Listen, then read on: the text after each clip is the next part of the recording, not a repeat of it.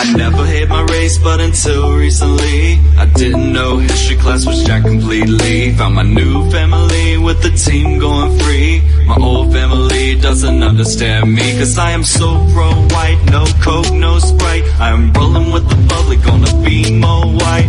I saw them twist history right before my very eyes. Insurrection Day, it's in the book and it's all lies. But now I am alive and well to tell it. But will generations down the line be able to sell it? I've always been a thinker on the search for both sides, but they label me an outcast and they cannot tell me why. Guess I'm just a black sheep, white boy who doesn't hesitate to make a lot of fucking noise. I'm the black sheep, white boy, and I wouldn't change a thing if I ever had the choice. Cause the red's the color I bleed. Yes, we all do bleed red. I have to protect my family. Why does affirmative action make them not hire me? Even in the countries where I'm the minority. Is my race just that awesome and no other could compete? Is that what the anti-whites are trying to tell me? Why am I always seen as such a threat? I am the one who's comfortable with myself. I try to save them from the hate so wildly raising hell. Cause I'm the black sheep, white boy who doesn't hesitate to make a lot of fucking noise. I'm the black sheep, white boy, and I wouldn't change a thing if I ever had the choice. Cause the red's the color I bleed. Yes, we all do bleed red. I have to protect my family. That Scotland is too white, is Nigeria too black? Don't get your panties in a bunch, cause I have the right to ask. See, I'm the black sheep, cause I call it hypocrisy. And the media will give you emotions, but they will not give you honesty. Yeah, you have your feelings, but I have the crime rate. And I'ma shoot to kill if there's a danger my way. So I do not blame the cops, just the ones who are cowards, who hesitate to pull the trigger unless it is one of ours. Cause he's a black sheep, white boy who doesn't hesitate to make a lot of fucking noise. I'm the black sheep, white boy, and I wouldn't change a thing if I ever had the choice. Cause the red's the color I bleed. Yes, we all do bleed red. I have to protect my family. So I put my people to death.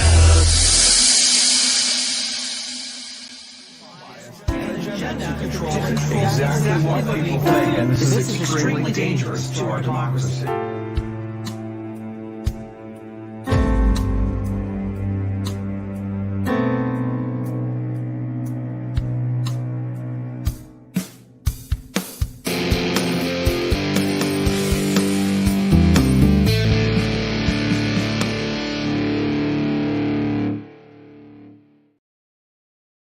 Is something wrong with the sound? Rolling in. How's everybody doing now? You never know what's going to happen when you come in here early. I might just be dancing to one of our white, well-being, magical musicians, RC the Realist. Make sure you check out his work along with the great 4-Null. There's so many wonderful champions. You see 4-Null, you see RC the Realist in the sky. Wonderful people. Check them out.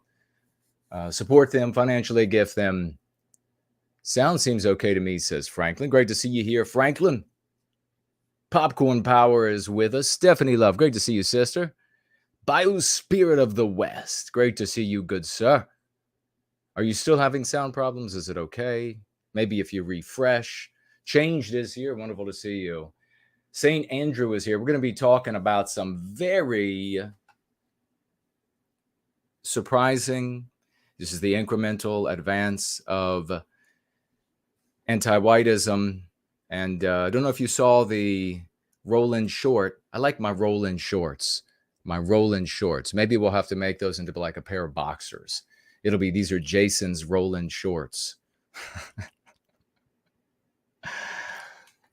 And of course, the guys will all want to have a pair of roll-in shorts. Jason's boxers. And of course, the girls will all want to have pairs of Jason's boxers, roll-in shorts. Gentile Gentleman is here. He says the sound is loud and clear. Hello, hello, everybody who is here. Kingdom of Vinland, Promethean hails to you as well, my friend.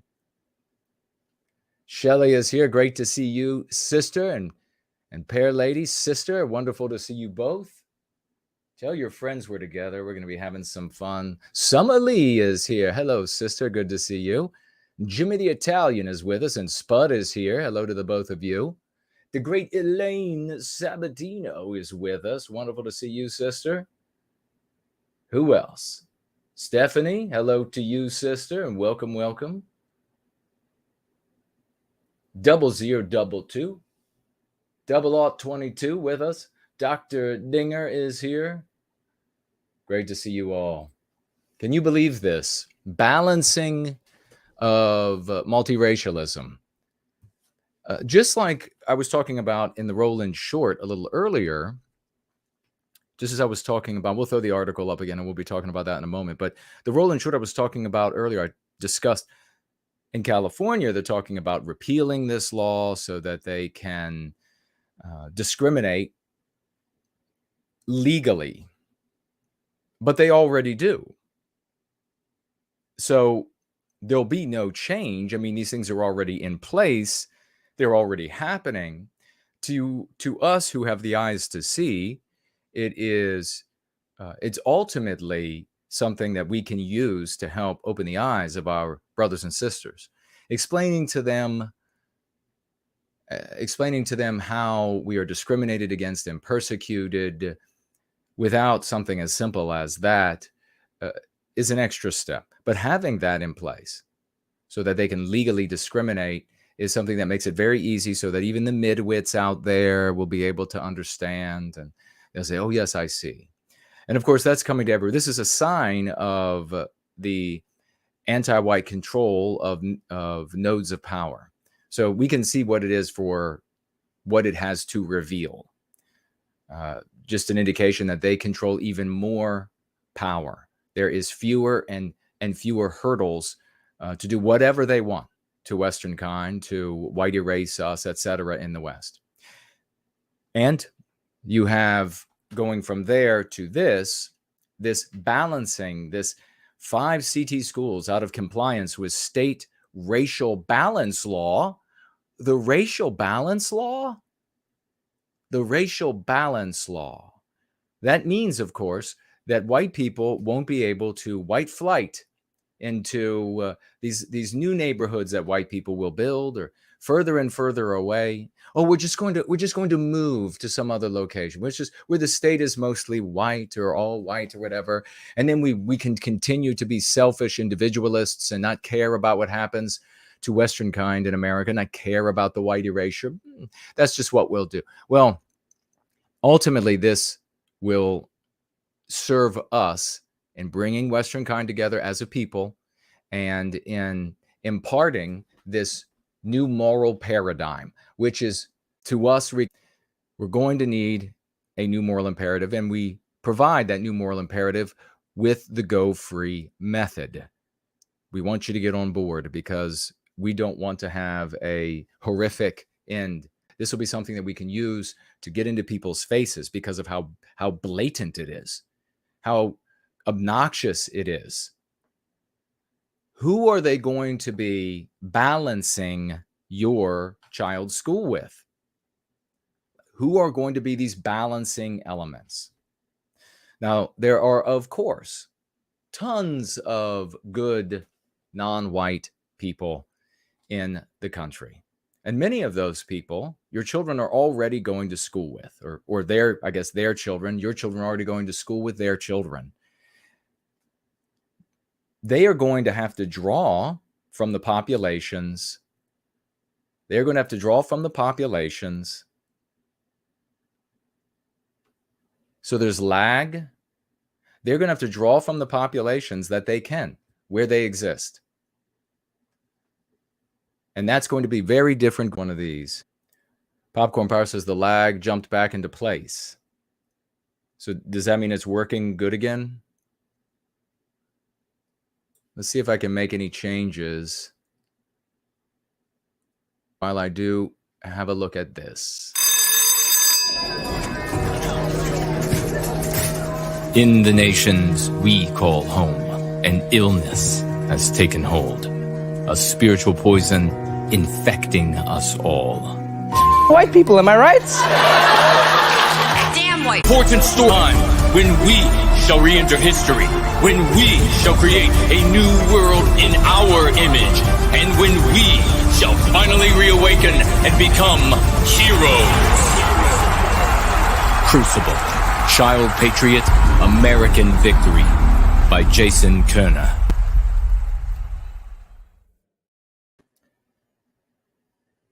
What is happening now? Let me see what you all are looking at. Does the sound... Did things give out? What in the world just happened?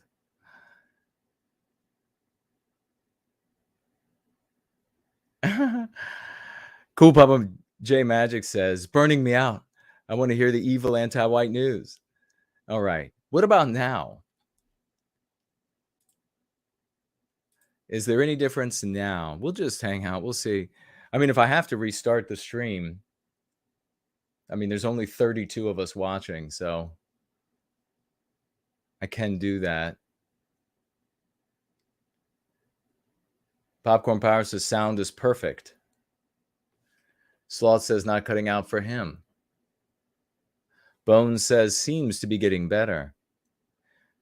Papa J Magic is better at the moment. Biospirit says restarted and it's working. Blame it on the anti-whites. All right. Well, just let me know if it starts doing something dumb again. Then we will intervene. Ambulamps, much better now. Thank you all for the feedback. Thank you all. Rapunzel, thank you for the feedback. Davey, thank you for that. Alex, all right. Looks like we're doing okay now. Who knows what that was all about? Where was I? When the anti-whites decided to interrupt so rudely, try to control what we're doing. This makes it easier. Interestingly, it's kind of an ironic thing that the anti-whites, the steps that they will take that are predictable as we look through the Go Free lens of the Go Free method. As we look through that lens and we see what is predictable, we see that increasingly these things will afford us opportunities to use those moments as a catalyst to introduce the Go Free method, to introduce the key concepts, particularly heightened emotion, times of heightened emotion, which this is obviously going to cause, which the California repeal of the law that prohibits discrimination based on race can cause in people. Those things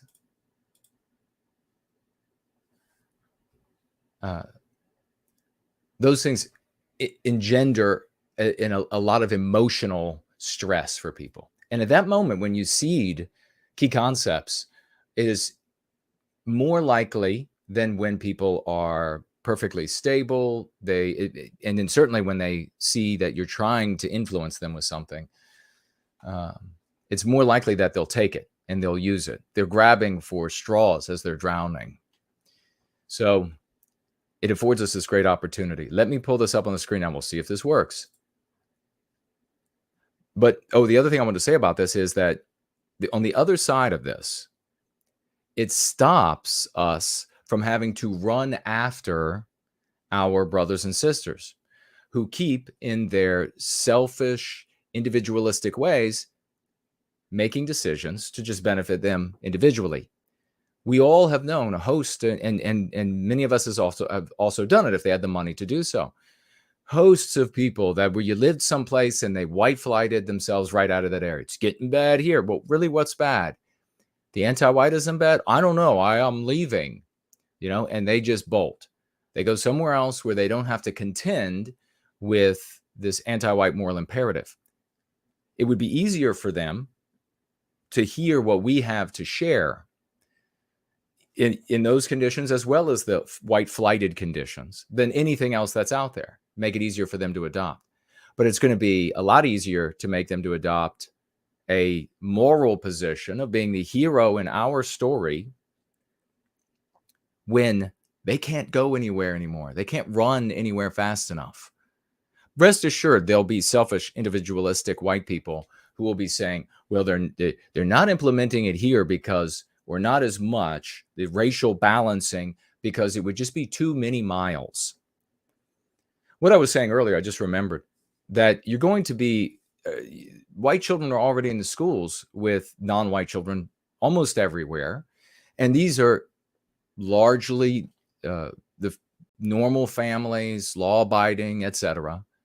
But they're going to have to draw from these neighborhoods that nobody wants to live in order to balance schools.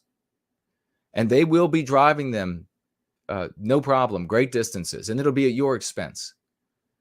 And they'll also see, remember, we told you here about the bill about hunting down all of the white zip codes for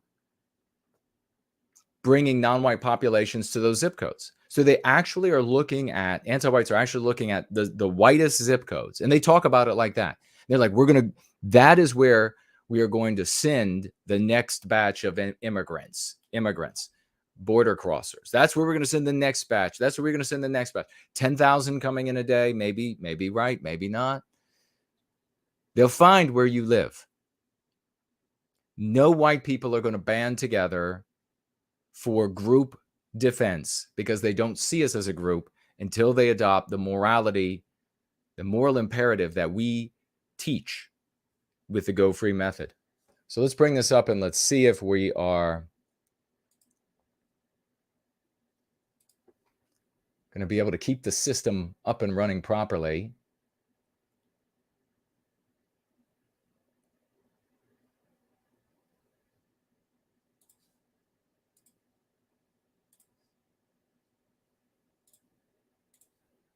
All right. Not there, not there, not there. Isn't this peculiar?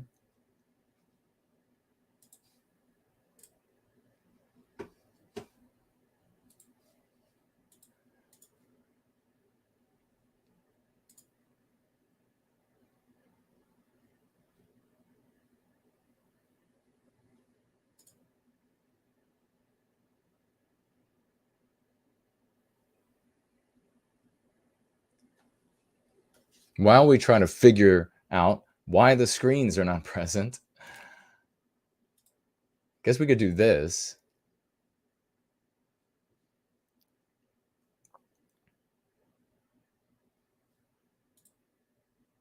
There we go. There we go. All right. 5 CT schools out of compliance with state racial balance law. Others struggling. Written by Alex Putterman. You think he got that game because he and his family were really good at putt-putt?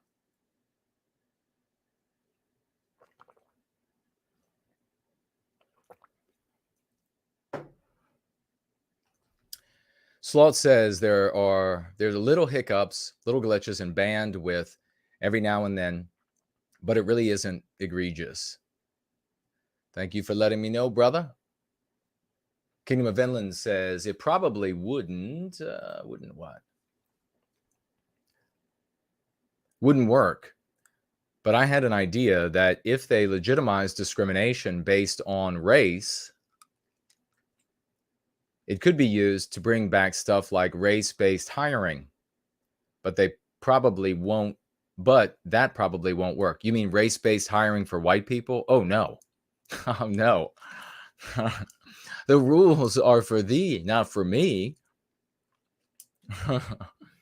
Yeah.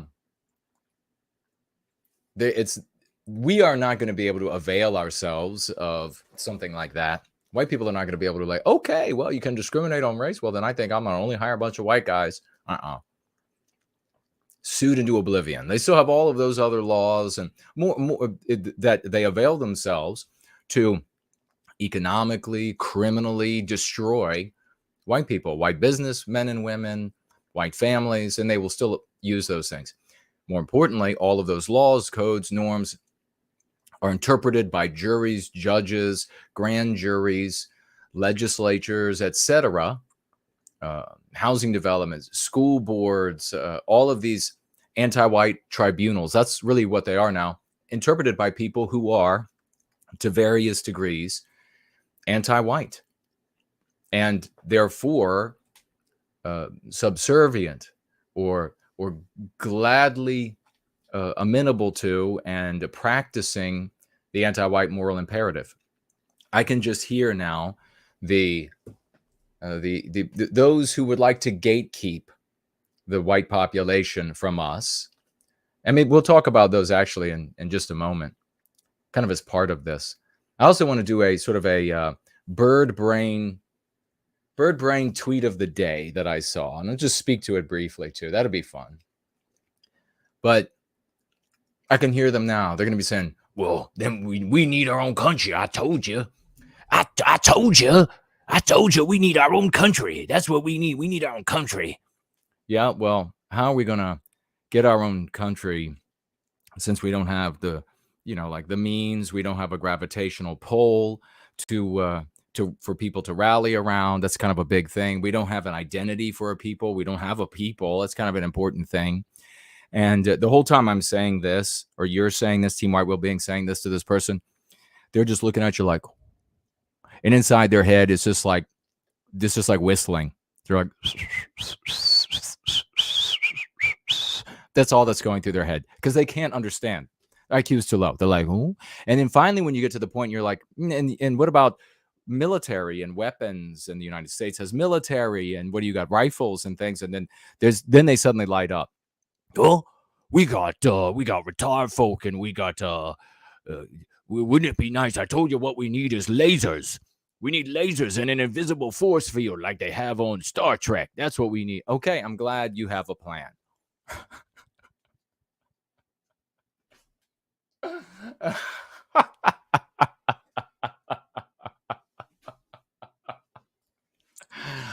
I'm glad you're on it. I'm glad you're thinking about it. All right.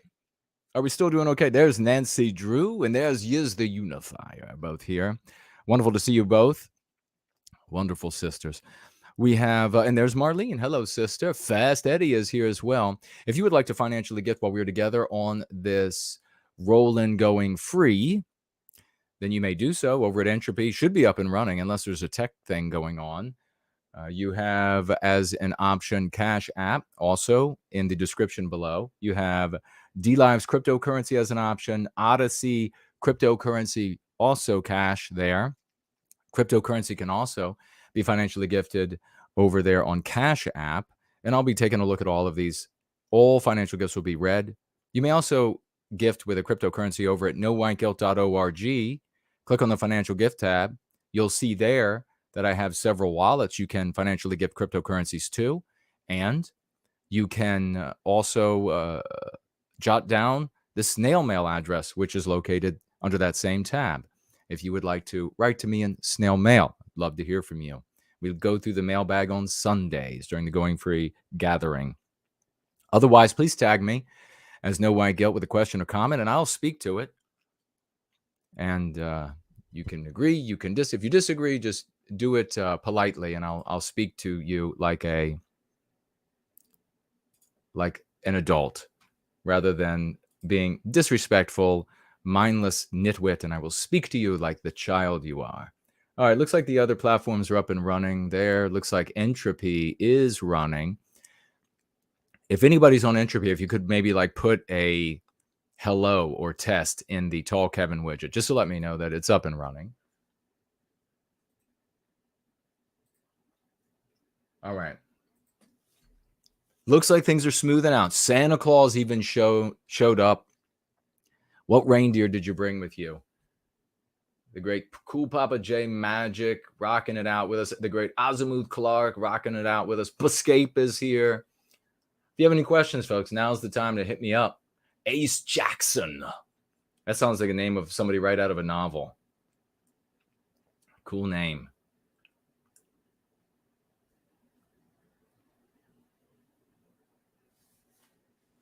All right. Great to see everybody. Cool. Is the sound back on? Like, am I with my sound? Or am I like one of those kung fu movies?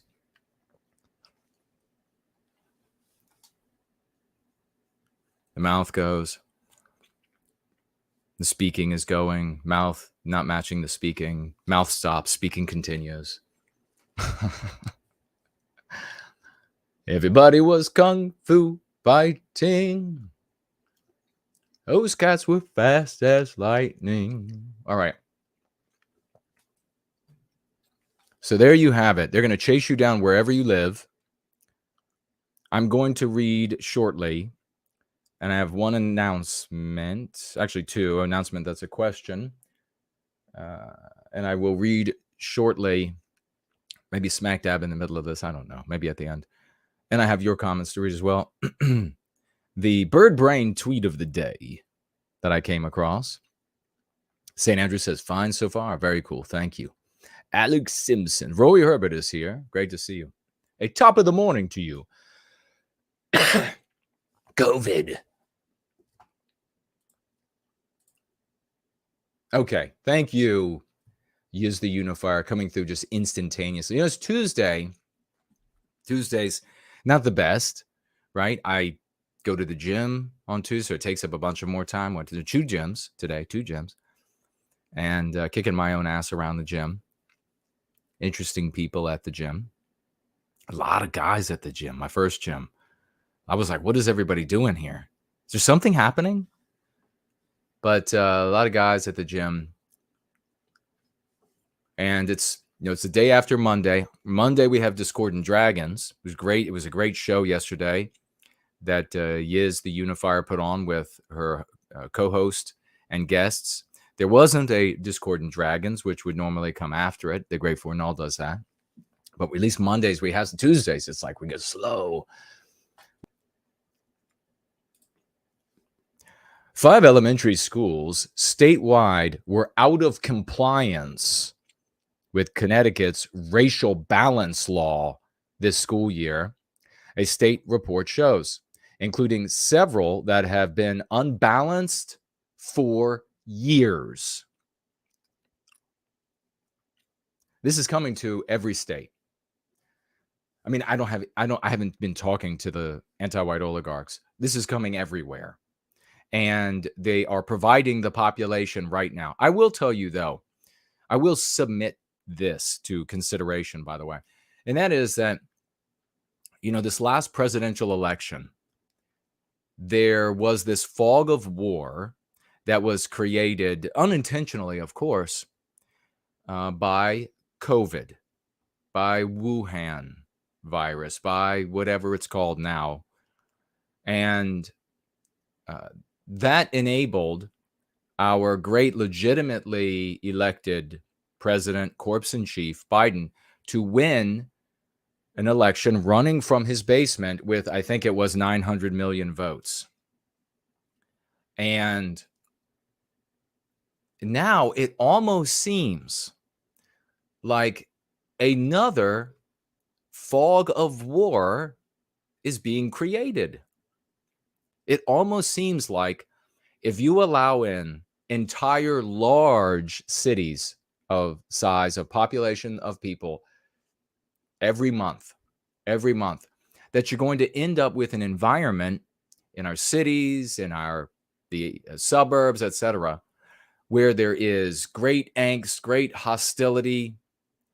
It's not impossible that there could be a hiccup in the allocation, supply chain, and then you have millions of starving people or very hungry people with children that perhaps everybody knows. They've heard of this grazing at the grocery store.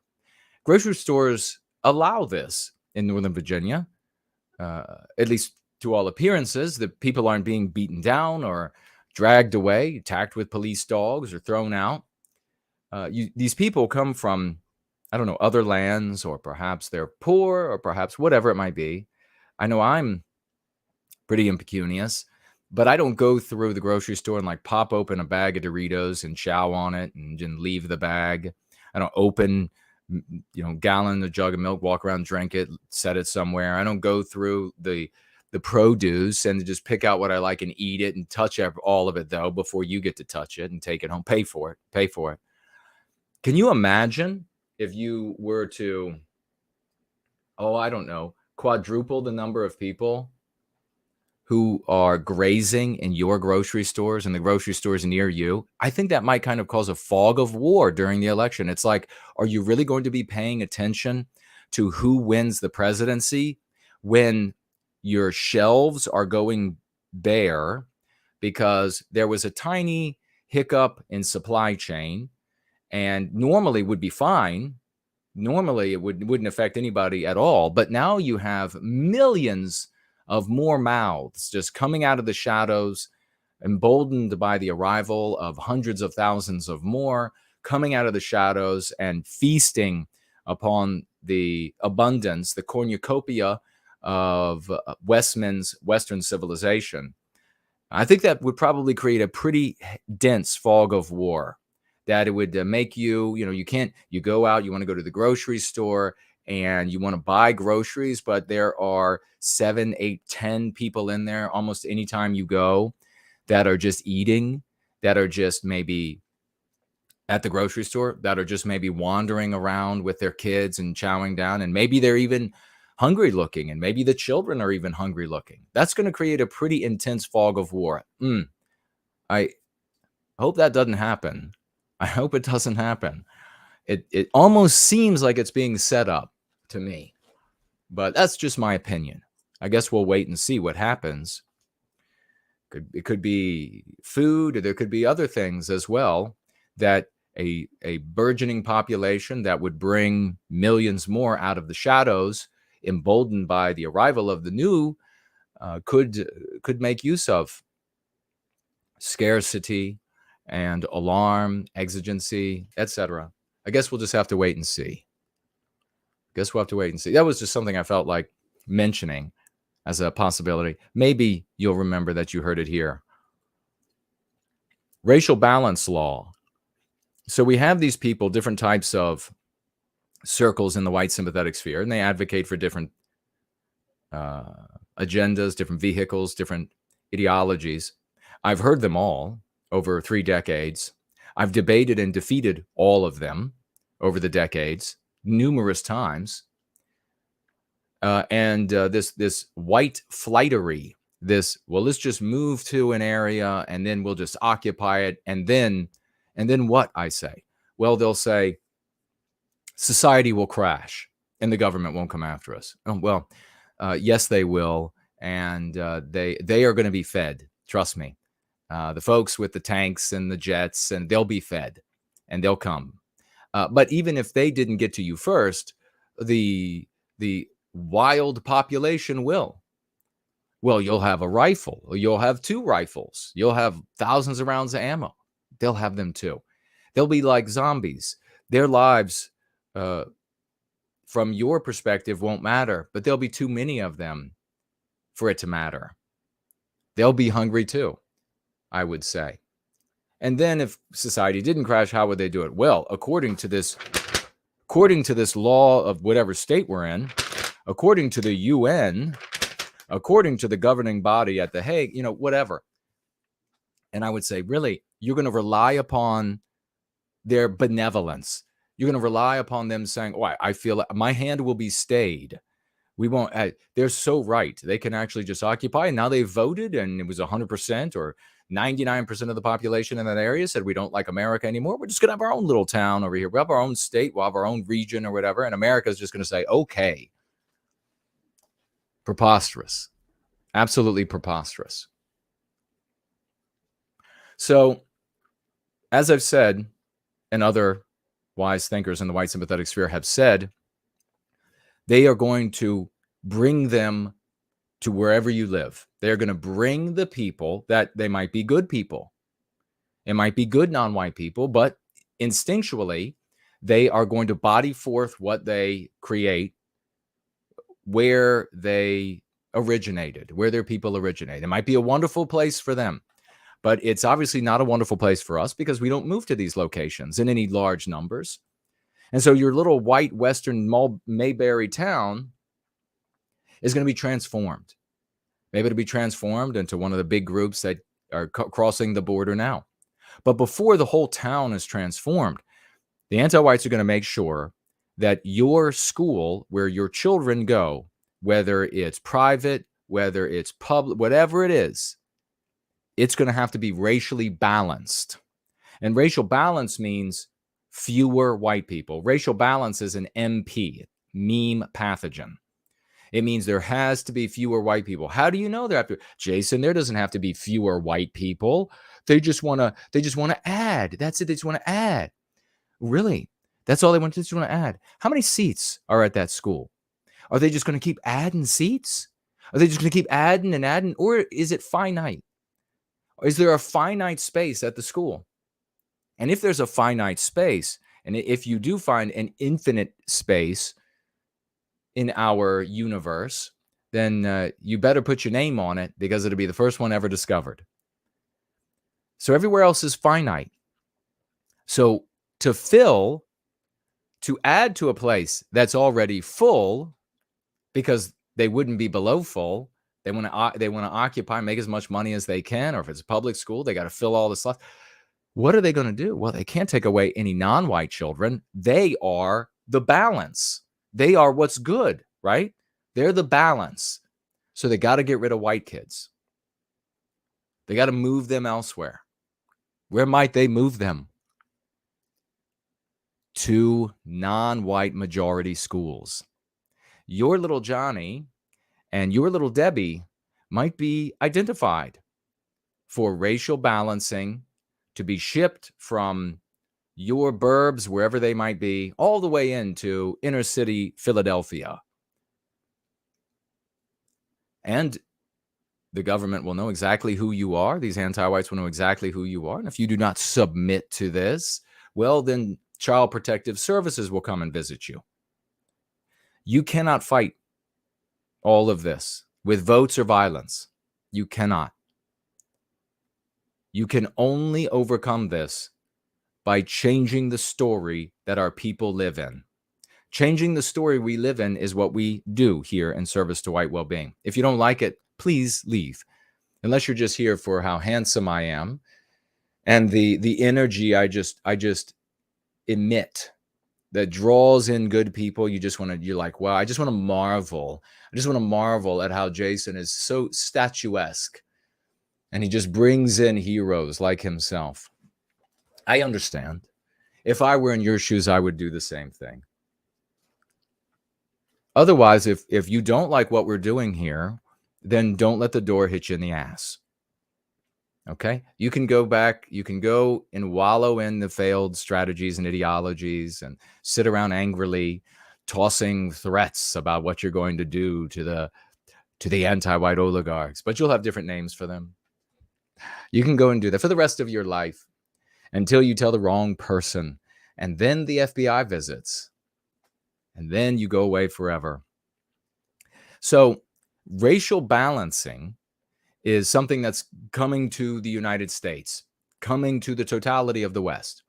And for some white people, that white flight, they're selfish, individualistic white asses to someplace else, they will find that those schools that they paid for with their tax dollars initially, and then a yearly payment, so they could be in a place that resembled who we are, and that in that resemblance of who we are makes us feel harmony with our surroundings. There is absolutely nothing. That is a moral thing to do. There's nothing immoral about that. You're going to find your schools having shipments from non-white populations. And again, these are not going to be the non-white kids that are already in your school. You're in your child's school. It's going to be other populations that create other neighborhoods where you don't even want to go during the daytime. There are places in Washington, D.C. that even during the day, you don't want to be. If you're a white person, you definitely don't want to just wander around absent-mindedly.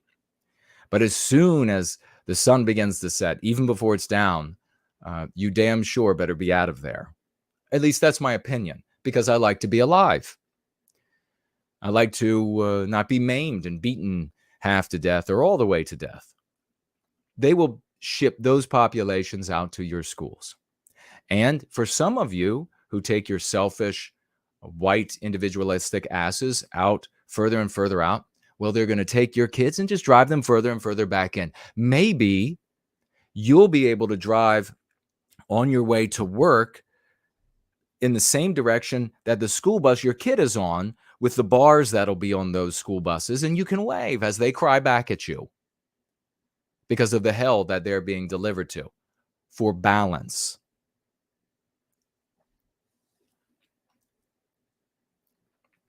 Under the state's racial balancing law designed to prevent towns and cities from confining students of color, that is a meme pathogen. You point it out every time because it excludes the white race from humanity. Don't you dare do that. You tell the people.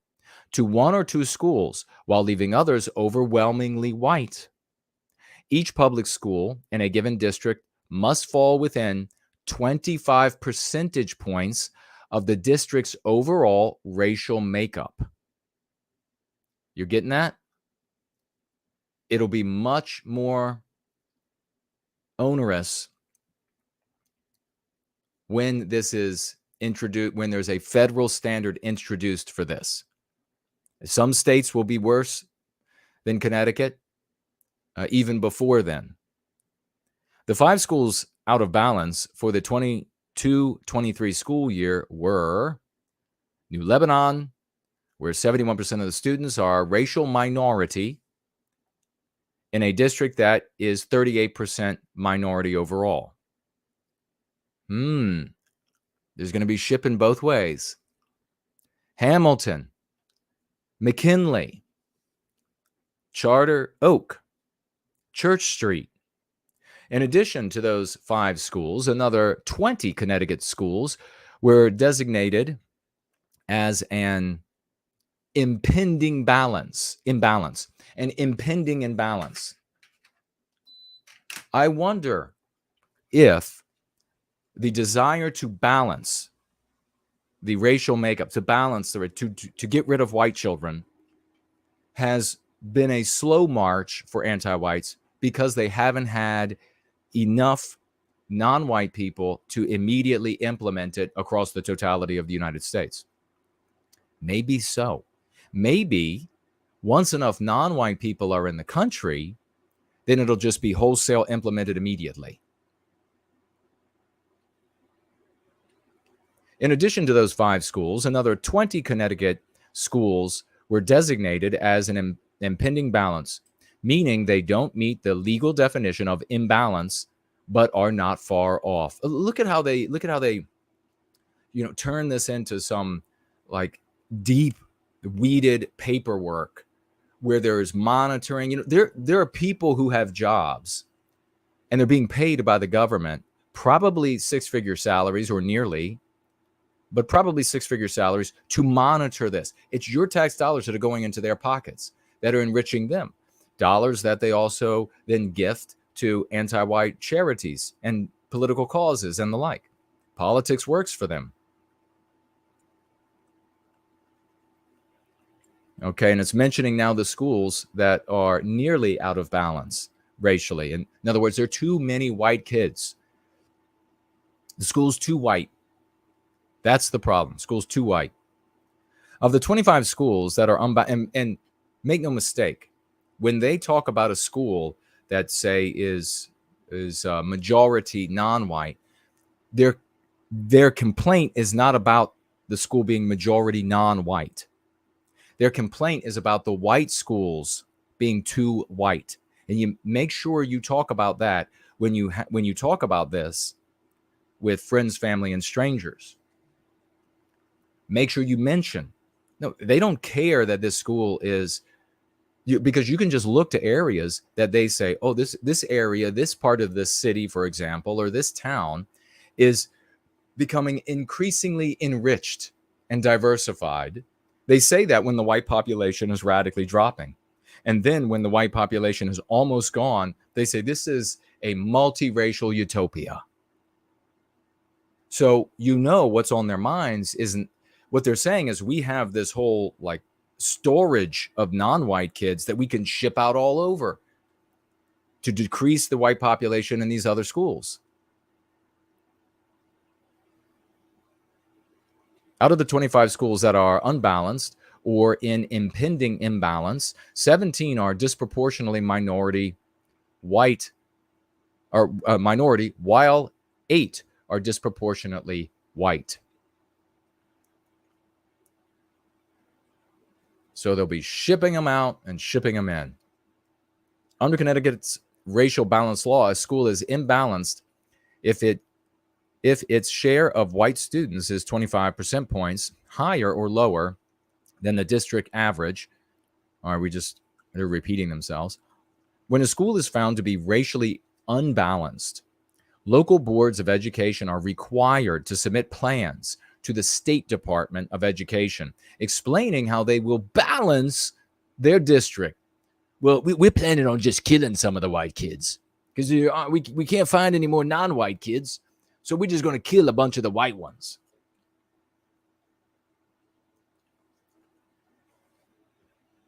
Well, the process, but they will have enough non-white people very soon.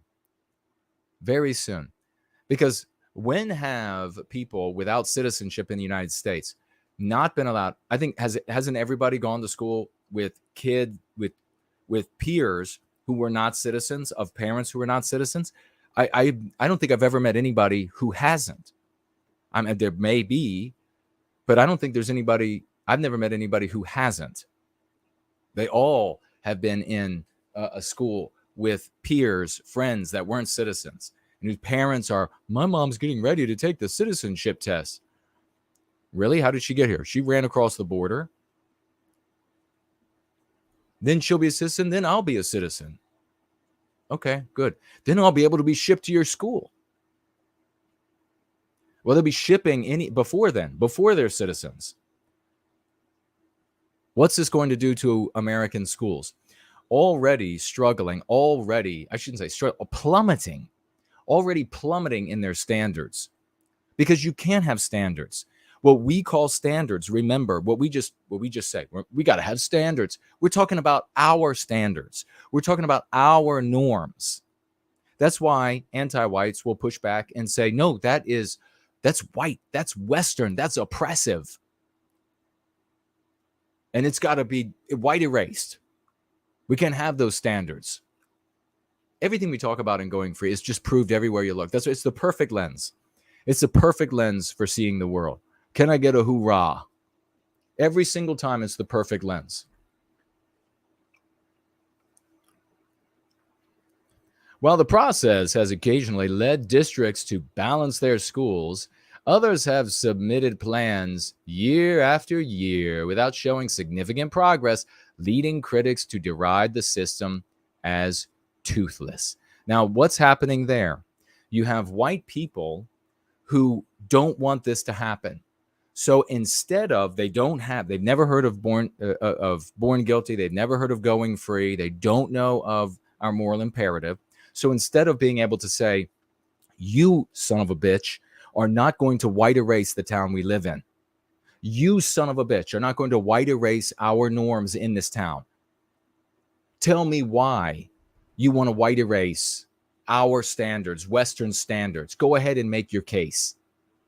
You son of a bitch are not going to white erase our people our children out of these schools. They're not able to say that because they haven't heard of the Go Free method, because there are so many people stifling, holding us back, slandering us, and etc. And also it takes a higher caliber of people to actually understand how the Go Free method is so superior to everything else. Instead, what do? What do white people do? In this case, they're dragging their feet. They're making excuses. Well, we can't do it quite yet, but we got a good plan, and we wrote up this plan, and we're going to do it. So can you just give us a little bit more breathing room?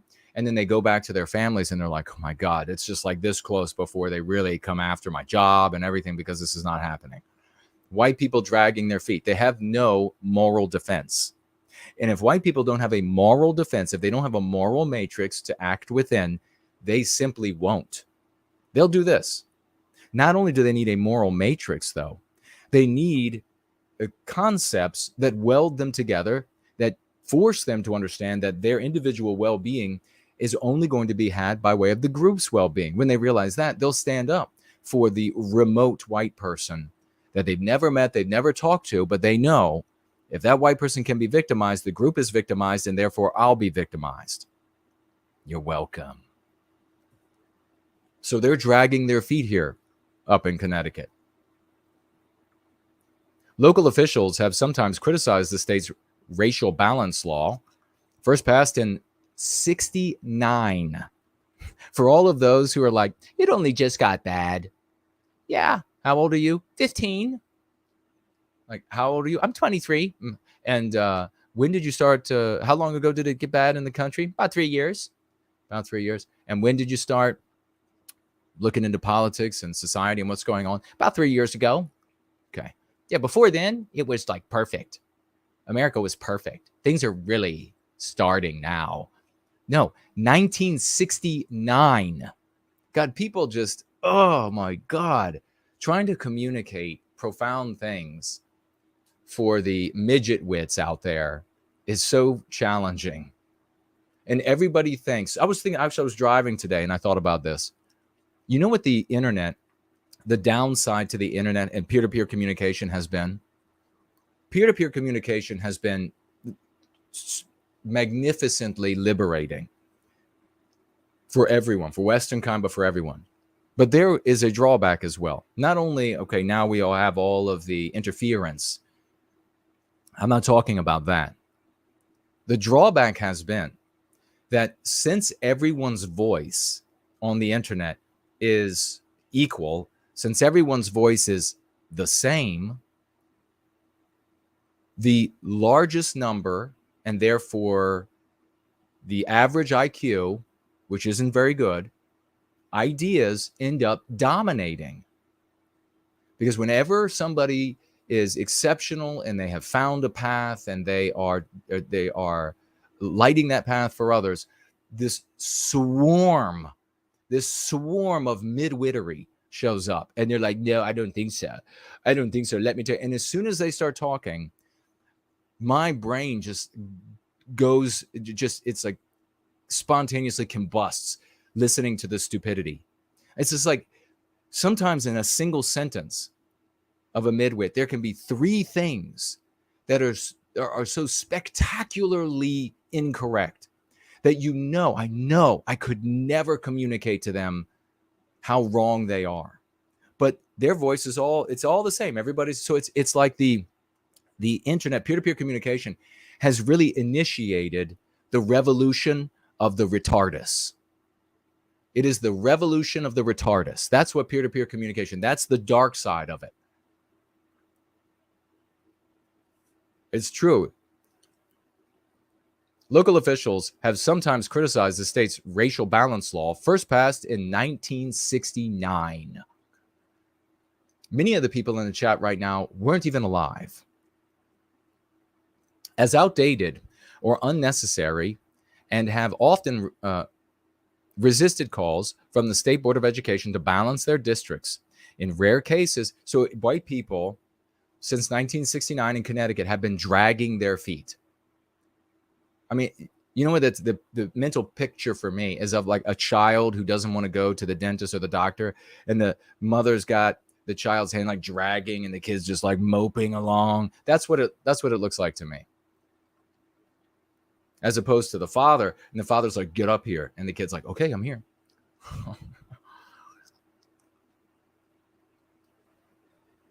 In rare cases, the State Board of Education has brought legal action against districts who fail to take steps toward racial balance. And there'll be more and more legal action. And the consequences of the legal action, which not even in and of itself needs to be a victory for the anti-whites in court, because just by way of the lawfare, it can be crippling. It can be crippling to the principal, to the county board, et cetera, that's trying to resist. Crippling psychologically, crippling by way of the stress that it induces, the fear of losing one's job as a consequence of costing the county or the school a great deal of money. There'll be more and more of these. Greenwich Superintendent Tony Jones told the local Board of Education last month that she considered redistricting to achieve racial balance impractical, but that the district could pursue other options, such as creating more school choice with Greenwich to increase the number of students of color, excluding white people, at predominantly white schools. So, what were we saying before? Of course, shipping them both directions. Jones said the district is also exploring year-round school and 6 a.m. to 6 p.m. options at some schools to attract families to magnet programs. Oh, so wait. The anti-whites in government are going to use your tax dollars to pay off non-white people on the basis of their birth as non-white to come to the area, move into the area, or accept the voucher to be able to go to school in the area.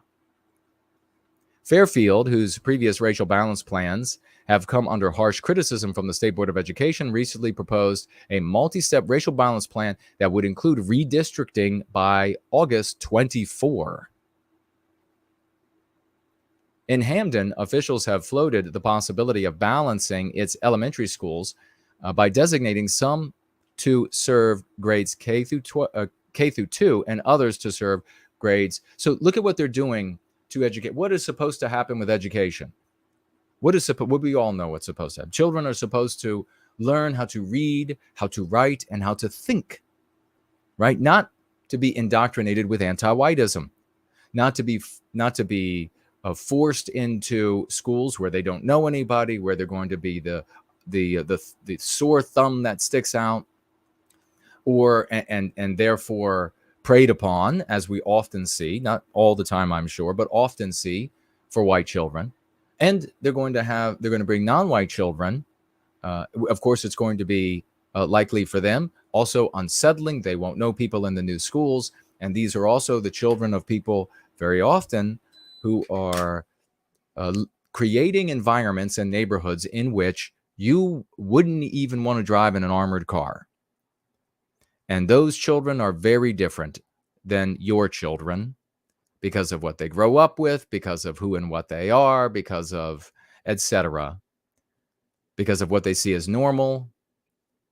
And they're going to be coming out to your environments. And for them, it's going to be like a candy land. Some of them, not all of them.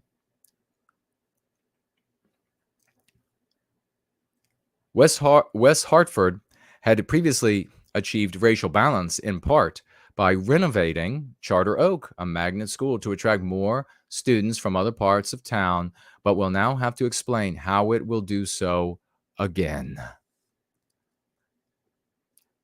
Why is it important? There are many reasons, and we're not going to go through all the reasons tonight, but why is it important to have non-white students present when you are teaching anti-whiteism? Because when white people are by themselves and they teach anti-whiteism, it is not as painful. It is not as effective. They can't see the victims in the room with them. They can't feel then the guilt. Everyone knows who has been in multiracial environments that if the environment was all white and they talked about anti-whiteism, white people did their best to try to ignore how they are portrayed as the villain and how they have to pay restitution for the totality of their lives. There's no way out of this. It is a storyline. That's why we teach it as such.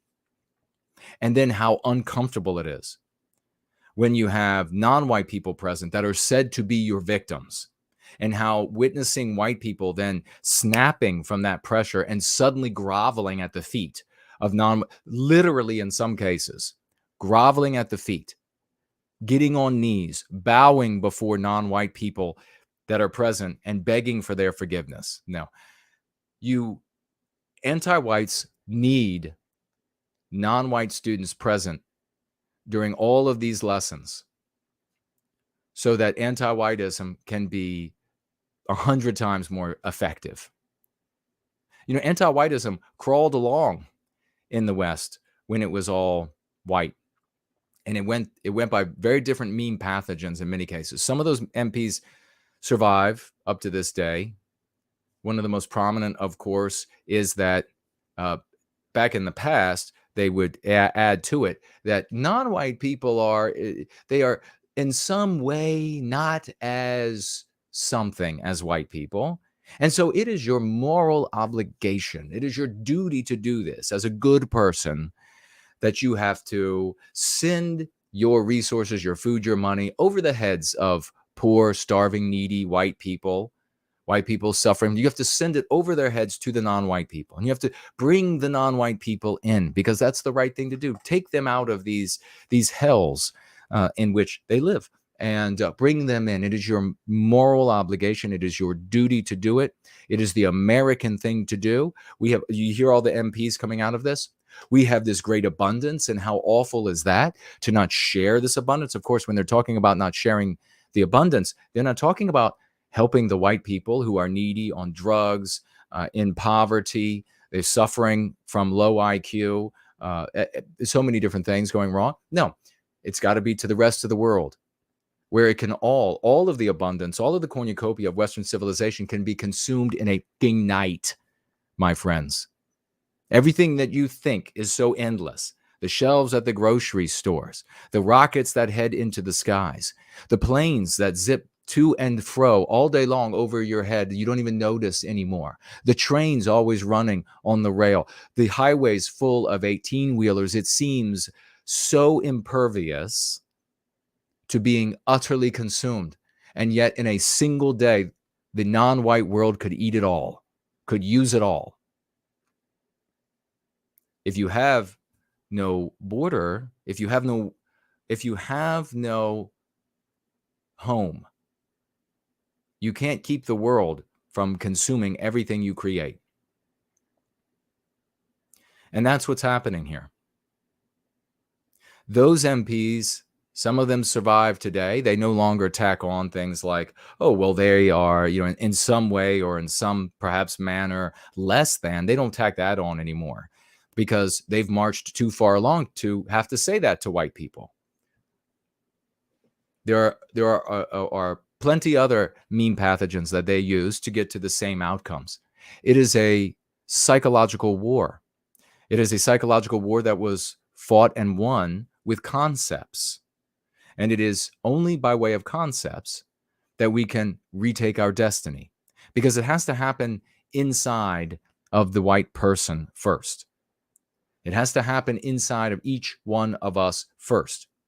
The ideas possess the white person, and they possess the good people of other races, and then those ideas animate their bodies. It is so shocking. We just had somebody the other day saying this, the old canard, the old nonsense that, well, they worked their way up from the bottom in secret into all of our institutions. What a retardus thing to say. There's no evidence of that whatsoever. There was no secret marching through the institutions. Nobody's going to be, and then I've heard people try to recommend that, well, then we should secretly get involved in the institutions and then try to hire. No, do you notice that you can't do anything for white people in any of the institutions? None of the government. So how were they able to do it? While Americans, Canadians, Germans, etc., around the world were pointing and saying, this is nuts that this is going on. How are they able to do this? How are they able to get away with everything? Just like right now, they can keep the border open. Why? You can't do anything about it. What's animating it? Ideas. That's what animates it. So this is something that you can take to your friends, family, and strangers to use as a catalyst. I'm going to get into the bird brain tweet of the day, and I'll rebut that. And then I also have I have a question for everybody, and I also have a recommendation. I'm going to see what everybody's saying. I'll see if there are any financial gifts. I'd like to hear what your thoughts are on this MP racial balancing, which I'm going to make sure is in the 3rd edition.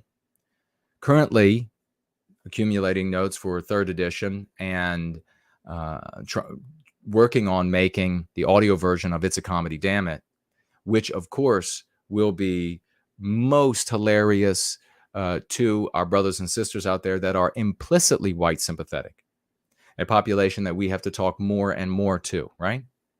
Yeah, can I get a hoorah? Let me do a refresh over here. Ghost Pirate is here asking, what is an MP? An MP, meme pathogen, is an anti-white idea that is harmful to the white race. An example is, diversity is our strength.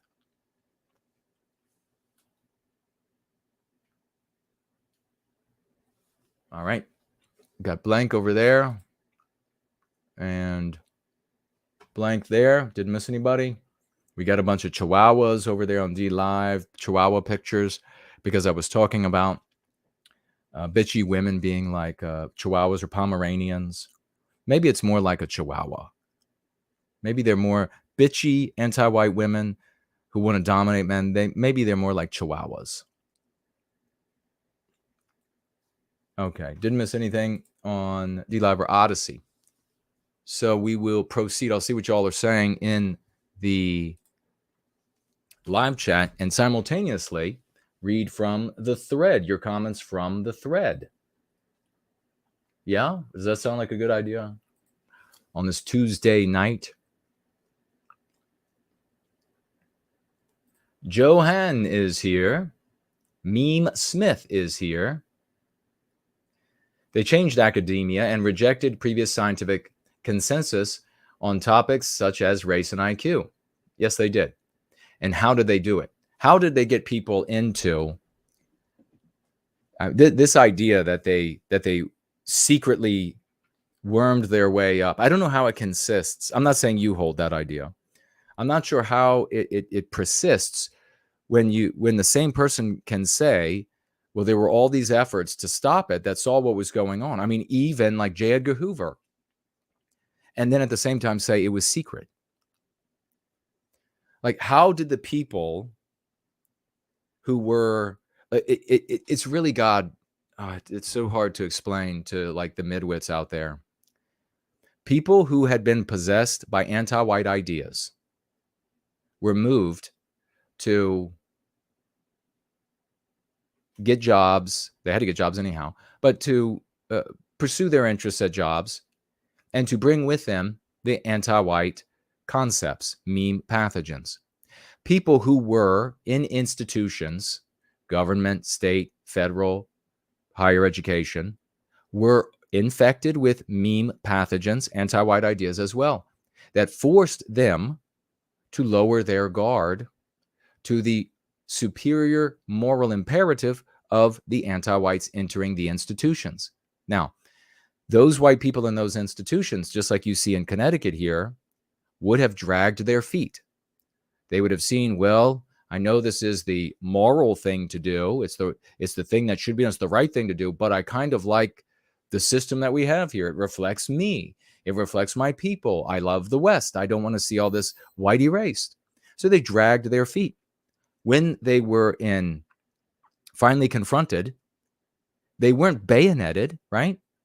They weren't shot dead. Tanks didn't roll in and kill them. No, when they were confronted, they capitulated to a superior moral imperative. How else did they occupy and take over institutions and academia and the rest? Very wealthy individuals became anti-white or became anti-white after seeing the value of anti-whiteism to pitting different groups of people against each other, and used their money and resources to make grants and things like this to colleges, to campaigns for office. And then whoever pays the piper gets to call the tune.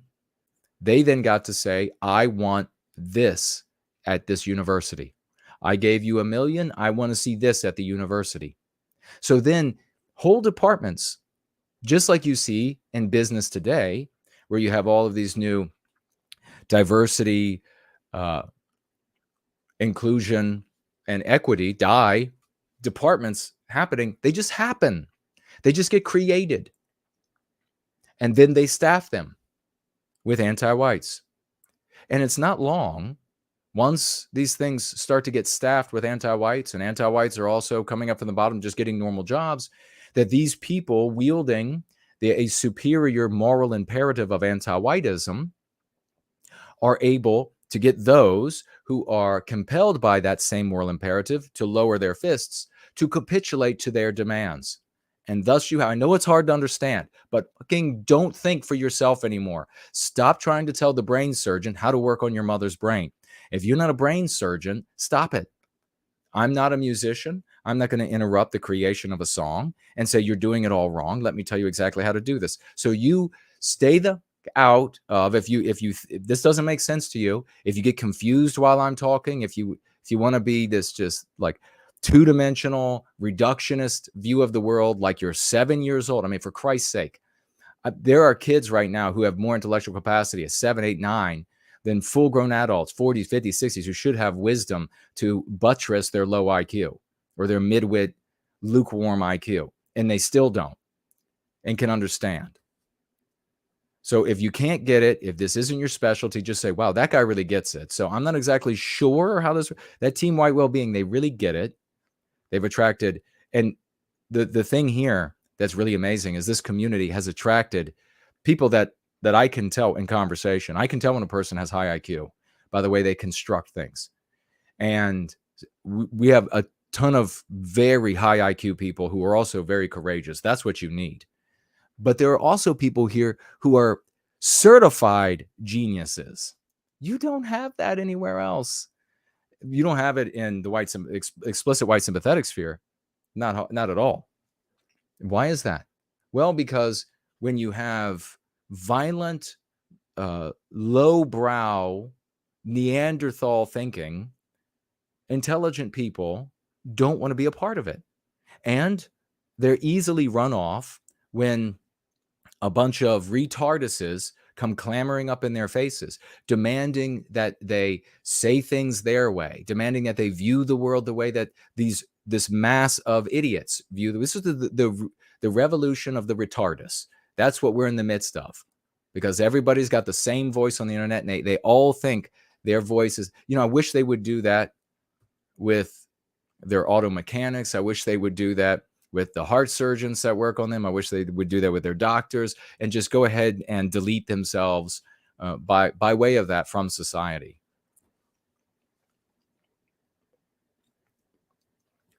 Let me see what you all are saying. Please tag me as No White Guilt.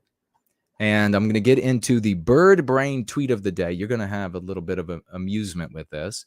And then a request I have of you all, or suggestion. And I have a question too. Let's see what we have here. I'm going to scroll to the top of as far as I can go. Mr. Blank is with us. Wonderful to see you. Jay Nero is here. Hello to you.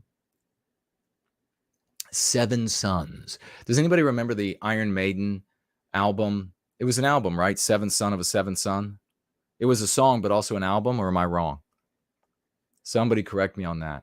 Who listened to Iron Maiden? Let's get a 1 in the chat if you listened to Iron Maiden, and a 2 in the chat if you're hearing me now, and a 2 in the chat if you've heard of them but didn't listen. I was more of a fan of their t-shirts. They were cool. Does anybody remember their t-shirts? I don't think I have. There was one that I wanted to keep forever. It was it looked like a skeleton ripping through the t-shirt. That was so cool. John Anderson asks, and John and everybody else, please tag me @ No White Guilt, and I'll speak directly to it. There's no use in asking other people what Jason thinks. I will tell you directly. I'm here. So John asks, does Jason believe in race and intelligence? That's a really interesting question, because you should be able to hear the things that I'm saying and correctly conclude that Jason sees that there are differences, measurable differences, and in every category, including intelligence. There are geniuses in every group, but broadly speaking, there are measurable differences. There are imbeciles in every group, but broadly speaking, there are measurable differences. I went all through in 3 decades in service to white well-being and the white sympathetic sphere, the explicit white sympathetic sphere, only every now and again going into the implicit white sympathetic sphere, but never leaving explicitly saying white people are being victimized, discriminated against, persecuted. So probably what has happened, and it would be very interesting if you'd be willing to share, in most cases, maybe not in your case, brother, but in most cases, people have heard totally erroneous notions about who I am and what I think. And they come from all of these very, very jealous people we call me-nots. They're not me, so they're jealous. And I can understand where that comes from. I would be really jealous if I wasn't me either, and I was watching me just be totally spectacular in so many ways. I would be jealous of that. So they watch and they see how spectacular I am and how intelligent I am and still handsome and still athletic. How can he be that smart and that intelligent? Smart is education, and also physically fit and been able to fight and a star athlete. How can it be? Well, I am a man of the West. That's how that can happen for us. So probably most people that come in and they say, they ask a question that is like obvious up front about me, and they're not sure of it, it's because they've already received erroneous information about me. So a lot of people hearing erroneous information about my genetic heritage, which is so hilarious, because one can look at me and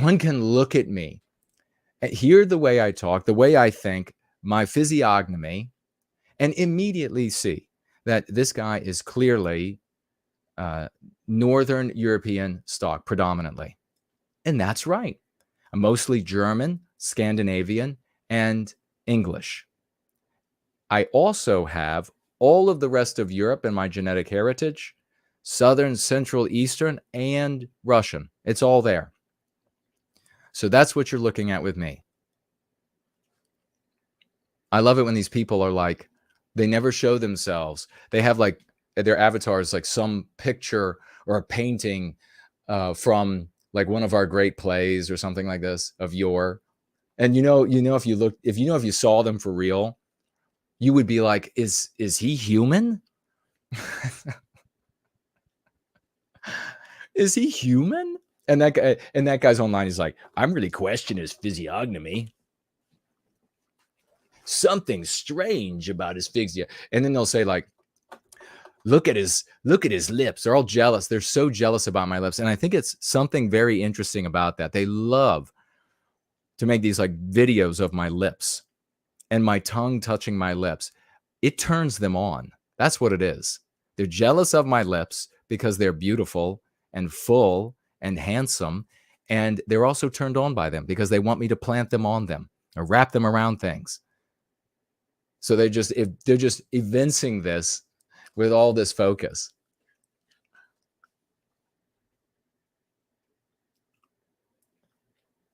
Seventh son of a seventh son. Palmeiros, hello to you. Baron White is with us. Great to see you.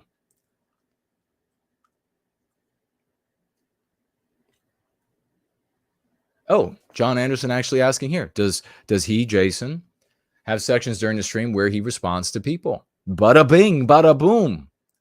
Here we are. Escape says, I think Jason would see race and IQ debate as traps to villain narratives. He would just say we have different creations and we prefer ours for our psychological health. Perfectly said, Escape. I went through, I had the period in these 3 decades, near 3 decades, like everybody else. They were like, you just got to know all of the data, repeat all of the data, know it all. I memorized heaps and heaps and heaps of data. And I would go out into the world because I actually want to change. I actually want to end the victimization of white people. So I would take all that stuff and I would go talk to people. I have all over my life, blue collar and white collar jobs, wide spectrum of people. And I hit them up all the time. Let me tell you about the data. Let me tell you. I would bring like little leaflets. I would bring books. I would introduce people. And it didn't move anybody. People who already agreed to one degree or another, they would have some level of interest. But it was never a lot because people want to live their lives. Do you notice that the anti-whites didn't use mountains of data to change people's minds, to change the West? You don't see anti-whites walking around sharing anti-whiteism as just this endless litany of reams of data that can be challenged, data that can be said to be self-serving, data that could be said to be faked. I mean, it's so easy to undermine an argument based in data. It is infinitely easy. And it's like the lower the IQ, the person that you're talking to, the easier it is for them to just dismiss data. Any data, by the way, that can be advanced, something else that I discovered. Maybe I should talk about these things a little bit more often with the community, Team White Wellbeing. Any data that can be used to bolster our well-being is immediately rejected as born out of Western civilization. And Western civilization, white people, self-serving. The entire testing is self-serving. You can even see that argument work when they talk about math. So it could be like arithmetic, and they'll say, well, arithmetic, what it is, the way it's taught, is self-serving to white people. And so therefore it makes non-white people feel uncomfortable. And then, there are people out there that say, well, what about the Asians? And they're non-white and whatever. Anti-whites rather just dismiss the Asian exception when it comes to mathematics. They just dismiss it.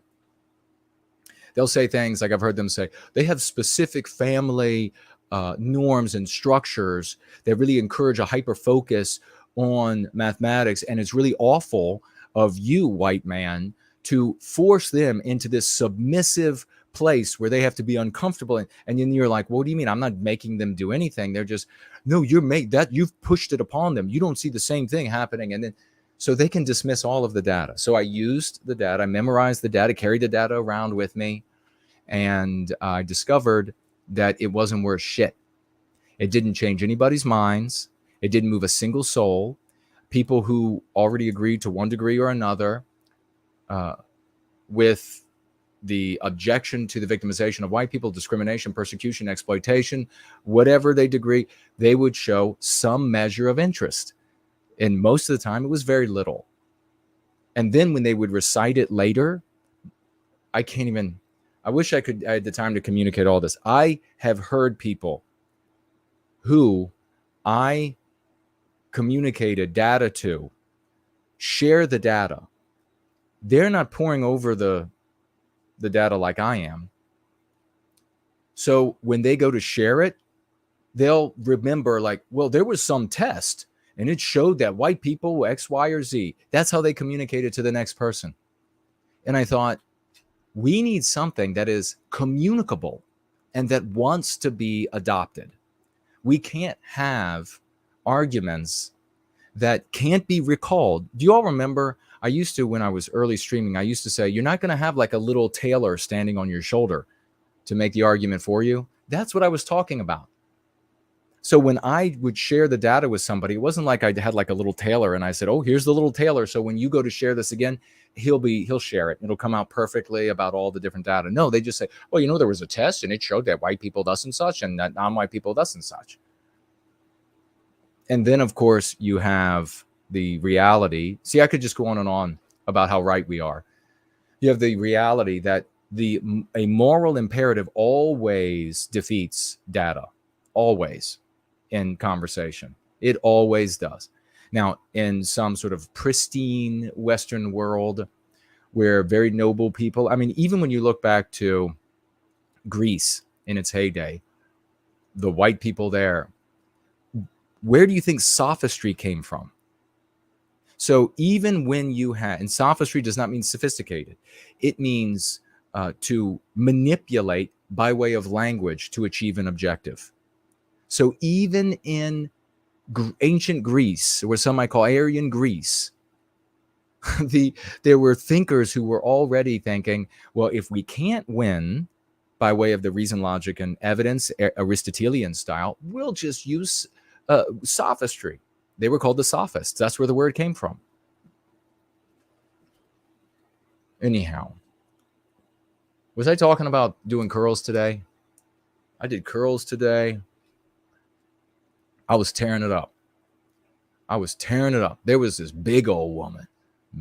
She's like eyeballing me. She's like, And I was like, no, this ain't no bucket of Kentucky Fried Chicken or pancakes at IHOP.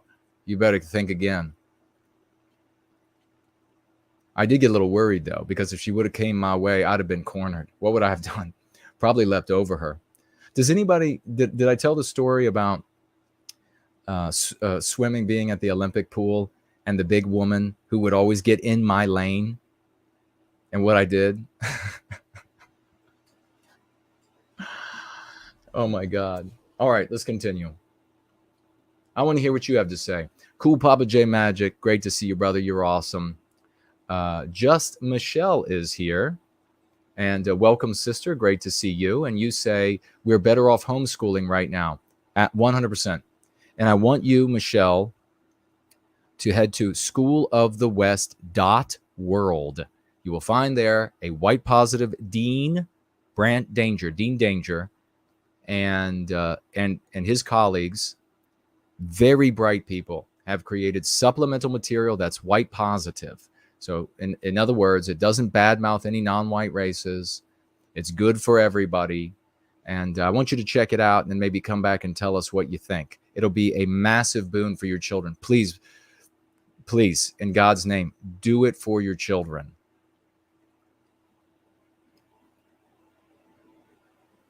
Or tell, if you're a little older, you don't have children, tell somebody who does. Thank you. Baron White, thank you for helping out John, telling him to tag me. Alex, also, thank you for telling John to tag me.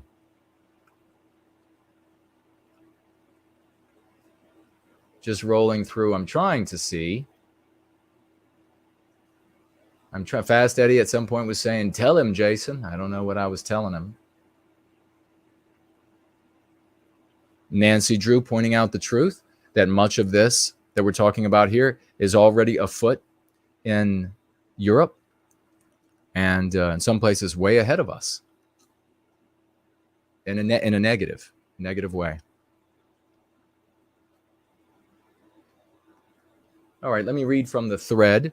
We have the great Brad C. We all know Brad, a true champion in service to white well-being. He writes this: I was listening to one of Devin Stack's streams, and a listener sent him a link to School of the West. Oh, boy. Whoever you are, we are changing the world.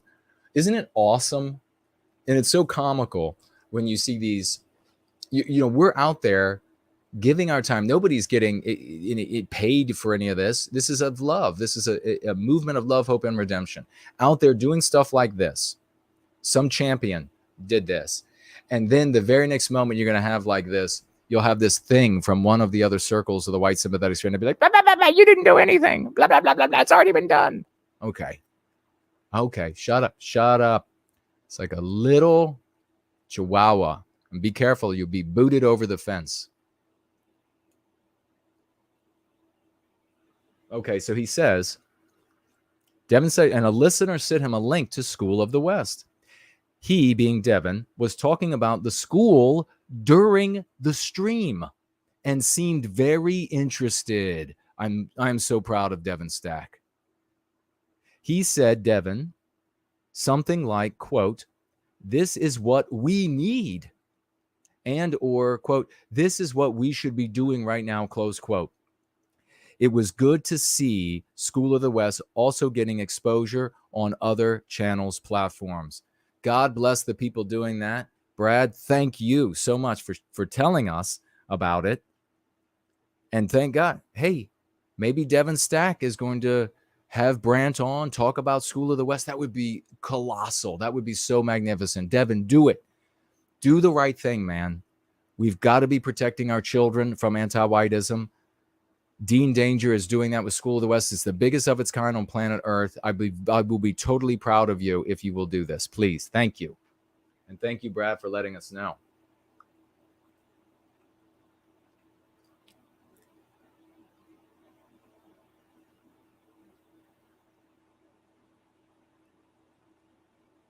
Cheshired Grin says hello to you and welcome. Writes, white people had winter. That gave us a huge amount of introspection time. There are a lot of these discussions about why are we like this? Why are other groups like the way they are? You know, right now, having those conversations, I believe you're a woman. Are you? I'm sorry if I'm misgendering you.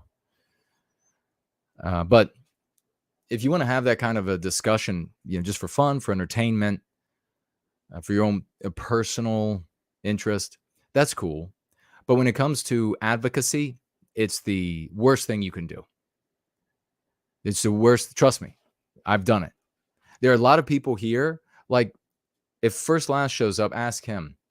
I mean, the veterans who are honest with themselves about the outcomes of their efforts over the years can see what all has not worked, and then finally we have something that works. That doesn't make me arrogant. It doesn't make me stuck on myself because we have something that works. I'm doing this because it works, because I've dedicated myself to the objective of white well-being, of ending anti-whiteism for the betterment and benefit of everybody of all backgrounds, because everyone ends up being harmed by anti-whiteism as white people are victimized by it.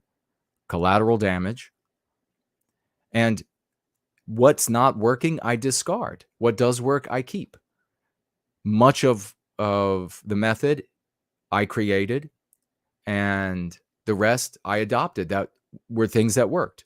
And the rest we continue to build on things, scientifically testing them, putting them to use in the field. And we adopt. So I can tell you that I've personally tried in the past, talking about all of the speculation. It's the same sort of now this is for conversion, or trying to bring people over, trying to get people to oppose anti-whiteism. Again, if you're just saying it because it's something interesting to you and you want to hear other people's thoughts on it, that's different. But when it comes to this is what we got to be doing. We got to be bringing people in. They don't have to become like these champions of the West or anything.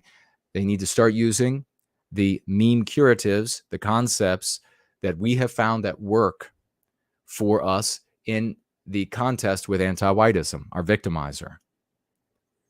So if you go to them and you say, well, it's really not, this whole diversity thing is not good because we grew up in different environments, we evolved in different environments, or we were created and then lived in different environments so long that we have all of these differences and it's incompatible or whatever. People are going to just totally reject you. Don't even bother. I've been there. People are going to be like, so what? That seems immoral to me. So what? Should they be harmed then because of that? No. Then your discussion is about the harm and whether or not there's harm happening, and then you're derailed. You're not able to talk. You're not able to talk to this person. And remember, you only have so much time. And this is not personal for you, Gren, because I don't know exactly what you're doing. So I'm speaking generally because something you wrote there made me think of a general truth that I can share with everybody. You only have so much time with a person of contention. There's only so much time, very little actually. So that's why if anything, you don't want to make it contentious. You don't want to challenge their long-held beliefs that are bolstered by their awareness that almost everybody else, or everybody else except for the really awful people, believe those things as well. Instead, you can drop the key concepts and other concepts from the Go Free method in the conversation that are preloaded with unspoken premises that empower our people and that empower good people of all races to be able to push back against anti-whiteism.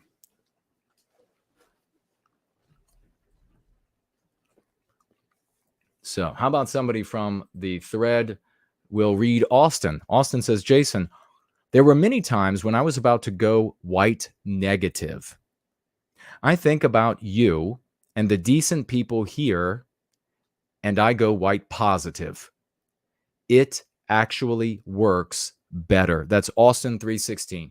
All of these people are real. Do you all remember when the Ant Nats and others, they used to say, Jason's all of those accounts? I would laugh so hard. I would jump into a chat, be watching a show or something, and be chat be going, and there'd be like 3 people from Team White Wellbeing talking, and then they would write in there, all of these people are Jason. I'm like, yeah, they're all me. So that's Austin 316. What is white negative? What is white positive? As it hits 11:11. White negative is when you focus on other groups of people in a negative way, talking about their warts, what's wrong with the people, taking like their worst members and then applying what they manifest, how they behave, how they think to the totality of the group, and making that the substance of your advocacy, ostensibly for the good of white people. It only harms white people to be white negative. Our brothers and sisters in their scores of millions will find that type of talk to be totally reprehensible, totally immoral. They won't want to listen to you. They won't join you. They won't side with you. White positive, and it also, by the way, when you're white negative, as the great Slots, who is here with us, a true champion, in-house philosopher, can tell you, when you're being white negative, you are in the anti-white narrative. You are understandable and boxed up by the population, those who are anti-white, those who are amenable, those who could easily adopt what you would say if you said something white positive. And they immediately know who and what you are, even if none of it applies, what's going through their head, because that character has been sewn in to the entertainment and education for the totality of their lives. And so the mind tries to hit shortcuts. And when it comes to understanding who this new person is or who that new person is, it wants to hit a shortcut. It doesn't want to know your whole life experience. It doesn't want to know your intricate thoughts on all of these different things. It's just ready to box you up with a stereotype. And if you in any way resemble the villain in the anti-white narrative, they immediately box you up with a stereotype. They know everything about you, awful things that are almost, I'm sure, not true. And then they don't care about anything else you have to say. And in fact, if you express any concern for white people at that point, they find concern for white people to be distasteful. You cannot do that to scores of millions of people and think you're ever going to recapture our destiny. So thank you so much. White positive is focusing on us and focusing on us in love, in happiness, in joy, in the desire to end our victimization, the firm desire that is built in love, that enables a man to be in a foxhole, because it's not what he hates that's out across from him, but what he loves that's behind him that keeps him in that hole. Who the hell would die or get maimed for what they hate? I mean, give me a break. So, white positive, focusing on us in love, talking about our victimization, not all of the preferential treatment given to non-white people, where they are collateral beneficiaries of our victimization. And by doing so, you put yourself in our story, where we are the good guys, where we are the heroes.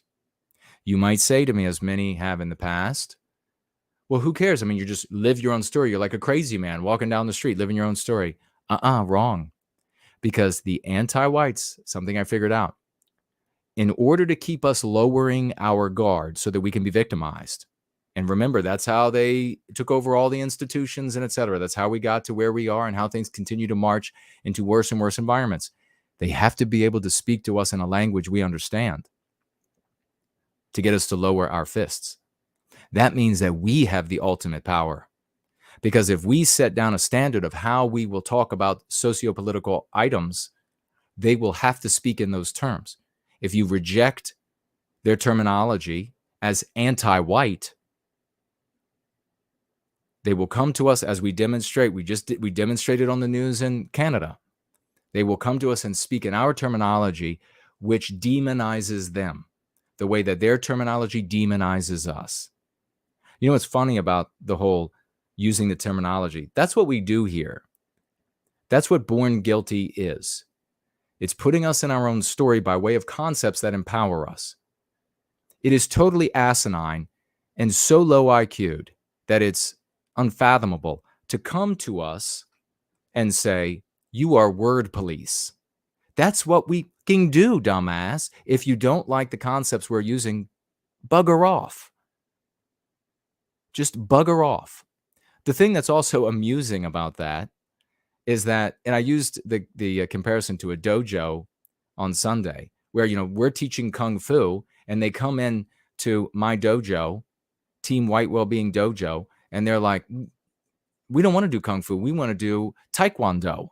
How dare you try to control the martial art that we do? You are some sort of martial art police. Yes, in our dojo, this is what we do, Kung Fu. You want to do Taekwondo? Get the out. So the arrogance and stupidity of that position. But here's even deeper arrogance and stupidity. While they're screaming things like word police, they're policing words. They demand that you use the words of the anti-white narrative. They demand that you accept and do things their way. That sounds a lot like a cult to me. You've got to do everything their way, and if you don't, they will follow you and endeavor to ruin you. That's what cults do. Nobody follows you when you leave white well-being. We're like, ta-ta, get lost. This is like the dojo where we teach the Kung Fu of white well-being. If you don't like the Kung Fu of white well-being, then bugger off and go do you and what fails elsewhere. Go take that Taekwondo elsewhere.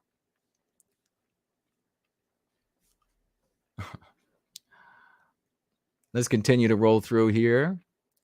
Find some of you. And Mr. Blank says, build networks. We do. Corey says, absolutely scandalous. Yes, indeed. Shelley says, reminiscent of the fall of Rome. It's totally well said. Corey says, hoorah. And so did Cool Papa J Magic. Hoorah.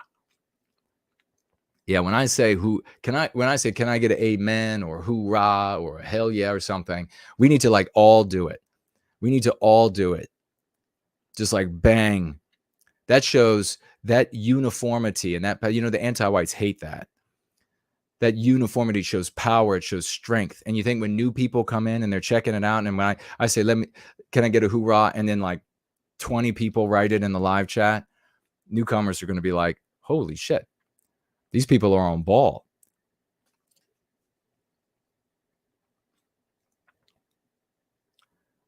Takoloshi is here. Who else? Franklin sharing the collectibles site. Thank you, my good brother. I appreciate it. Mr. Blank says, no white guilt. Dragging our feet is like a genetic fact. Oh, yeah, I mean, it's pathetic. But the reason we drag our feet, brother, is that, and you see it everywhere across the West, is because the moral imperative of the day is anti-white. The anti-white moral imperative. We have the moral imperative that undermines that. It's a psychological warfare tactic that they have employed, and it's working fabulously. Look at how hard it is for us to try to communicate the rebuttal to it. I mean, we're like incessantly hit by the villains in the anti-white narrative. Elaine says, hoorah. Escape says he'll be somebody's remote white buddy.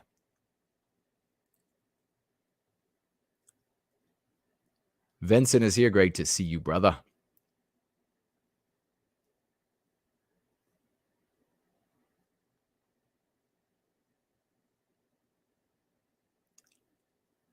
Scrolling through, James is here. Says that the grandiose egos, James says, and greed of prior generations didn't help. And absolutely, I totally agree. Now, how does a big ego and cupidity, greed, like excessive greed, cupidity, harm our people? How can it harm our people? What's the prerequisite for it to be harmful? Selfish individualism. Because we could have, think about people like, and this is just like a generalized, but think of somebody maybe like Henry Ford, or you look back on your own and think about somebody who was wildly successful, and at the same time, they had like a great love for our people, and they wanted to honestly employ people, and they wanted to make America strong, and they knew what America was. Very few of those people. We have potentially a genetic inclination, a proclivity to individualism that we have to counter with concepts. We really have to demonize selfish individualism. We have to realize that our well-being and our successes are accessible through and only achievable by way of the successes of our people and the health of our people. So when people are driven by cupidity and they are selfish, individualistic curs, they do things in society that harm their brothers and sisters, that harm the society that they don't care about the white people out there.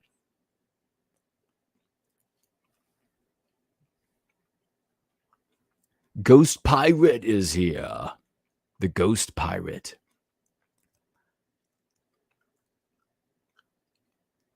Promethean Healing is here. Great to see you, brother. Did I see Promethean Kitchen here as well? Did he go by? And the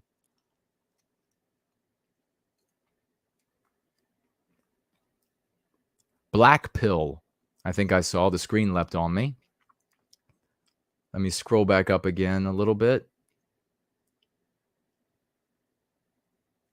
Popcorn Power absolutely says here, Jason learned through the school of hard knocks, so we don't have to repeat his mistakes. Precisely.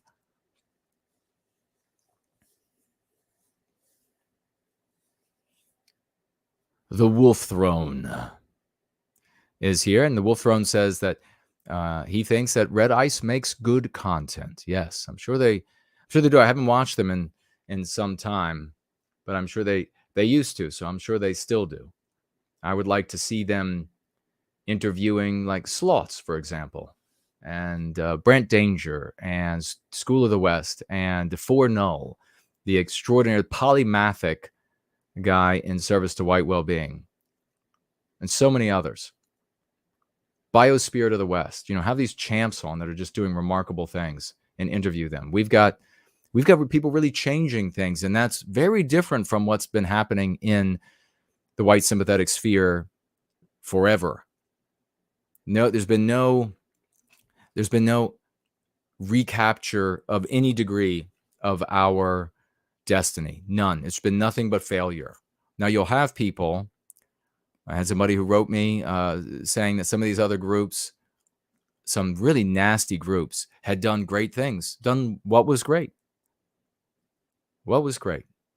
Murdering someone, going to prison. How did that help white people?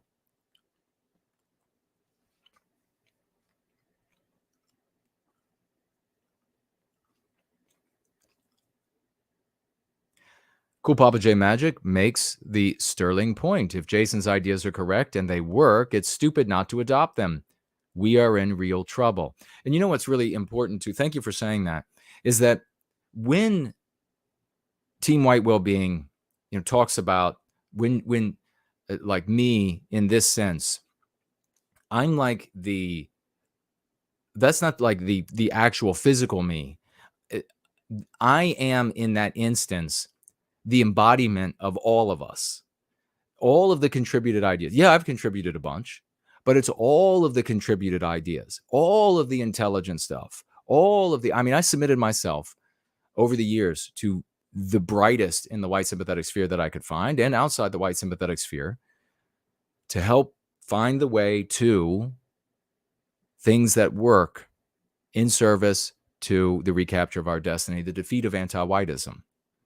So I become in those instances a sort of the embodiment of all everybody's effort, everybody. So it's when they look at when outsiders look in, they very often incorrectly see, especially in this community, incorrectly see a like a focus on a personality when that's not what if you want to focus on a personality, head on over to Crowder, head on over to, and these people aren't bad or awful, just generally speaking. They're doing what they do. They're making a living. I don't begrudge them of that. Absolutely not. But if you want like a personality, then you got to go to those places because we're a team here and everybody has to pull their load. And then we celebrate everybody who succeeds doing it. So thank you very much for that. Cool Papa J Magic. Oh, cool. Sloths is still with us. Alex says, once you discover and listen to enough no white guilt, you grow very tired of and lose interest in the same old doom documenting white negativity, etc. Thank you for saying that, good brother. Let me tell you, for those who are employing the Go Free method and are learning it, and they're transforming, they become white positive, and you become really just tired of hearing the old doom documenting, doom dissecting, doom divinating. You get tired of all that stuff. Imagine me. I can't tell you. I cannot tell you. At times I hear some of these things and I'm just like, how many times can you hear the same complaint about this group of people or that group of people and not say that does nothing, that doesn't help us, it doesn't move us, it doesn't advance us to, there's no logical way that it advances us to white well-being, and it's been here all this time. It's been said 10 trillion times. It does nothing for our advancement to white well-being. But a lot of the people who are maybe repeating those things, they don't want white well-being. They want to play the villain in the anti-white narrative because they think it makes them feel strong. They feel like they're some kind of a tough guy if they play the villain. And they don't understand, oh my gosh, they don't understand that in the stories, in books and in movies, this is so sad, they make the villain strong so that he's a worthy defeated foe. They don't make the villain strong in the movie, in the book, in the TV series or TV movie. They don't make him strong because there's some sort of like cosmic strength in being the villain, for Christ's sake. For God's sake. Could you imagine how many movies or story. Just imagine that anti-whiteism doesn't exist. How many stories where there was a villain to defeat, and it's like it could be yourself as the villain, something inside yourself, a propensity or proclivity or an illness, or it's something in the outside. Maybe it's nature, maybe it's another person. Could you imagine how boring it would be if it was something that was easily defeated by the protagonist? This is just a mechanism of storytelling. It is not a cosmic force. Please stop. If you're one of those people, stop thinking. Stop thinking. Peter's son is here. Great to see you. There's the great Victorian time traveler. High salute, good sir. He says, no white guilt. They are the ones trying to tell us what we can and can't say. Oh, precisely. Precisely. Oh, Lunder, great Lunder is here. One of our magnificent white well-being advocates down under. We are worldwide. And he says, Taekwondo birds. That's what they are. Taekwondo birds. Yeah, Alex Simpson's remembering cult, or he's asking about what's a cult quacker. Well, a lot of these folks that are, we've also named them cult nationalists, because they show up and they will be quiet. They'll weasel their way in. They won't say anything up front, or they'll just show up and attack. And they'll say that you have to do everything their way. You have to use their language. You have to view things their way. You have to demonize the groups they demonize. And then if you don't do that, you're trying to control language and you're a cult. And so they throw this word around, cult, all the time. And it's one of the clearest pieces of evidence that the person that you are talking to is a saboteur, a subversive. It's one of the clearest pieces of evidence that you're talking to a subversive. Because again, could you imagine, I open my dojo and I'm teaching Kung Fu here. That's what we do. We have the Kung Fu method of white well-being.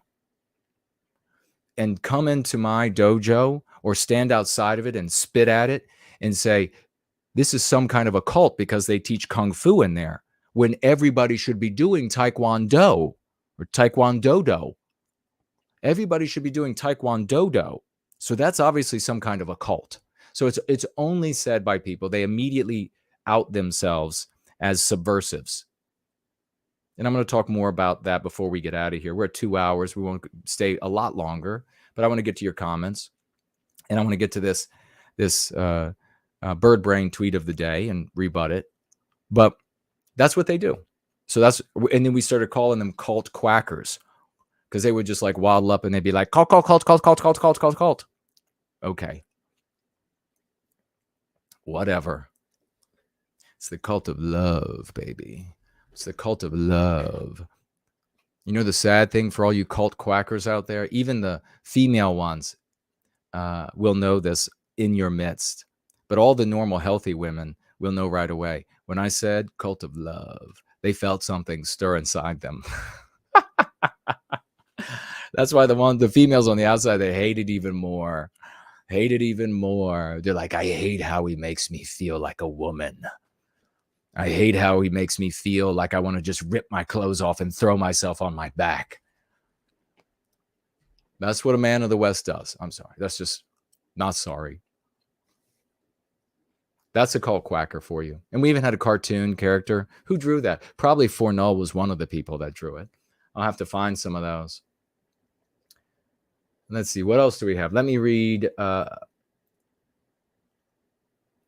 Lovely Porridge writes here, there are fewer and fewer incentives for a white man to risk his life for his country and people, because he no longer has a country or a people. I can imagine a fireman heroically running into a burning apartment building and shouting instructions only to hear calls back, no hablo inglese. That's a brilliant thing that he's written there. So true. When you don't, and that's what I was sharing with folks the other day, is the border's been open since Reagan. Even when very few people were coming across. And that's because of the psychological deleterious effect it has on your psychology, that this isn't yours. If your house had to have the door open all the time and people could come and go as they wished, anybody, would you want to take care of it? Would you want to protect it? Or would you just want to try to get away from it so that you could have something that was yours? You see the power? We are attacked by anti-white psychological warriors that are devious as hell, have a 200 IQ. That's why we have the 201 IQ defense against the psychological warfare waged against us.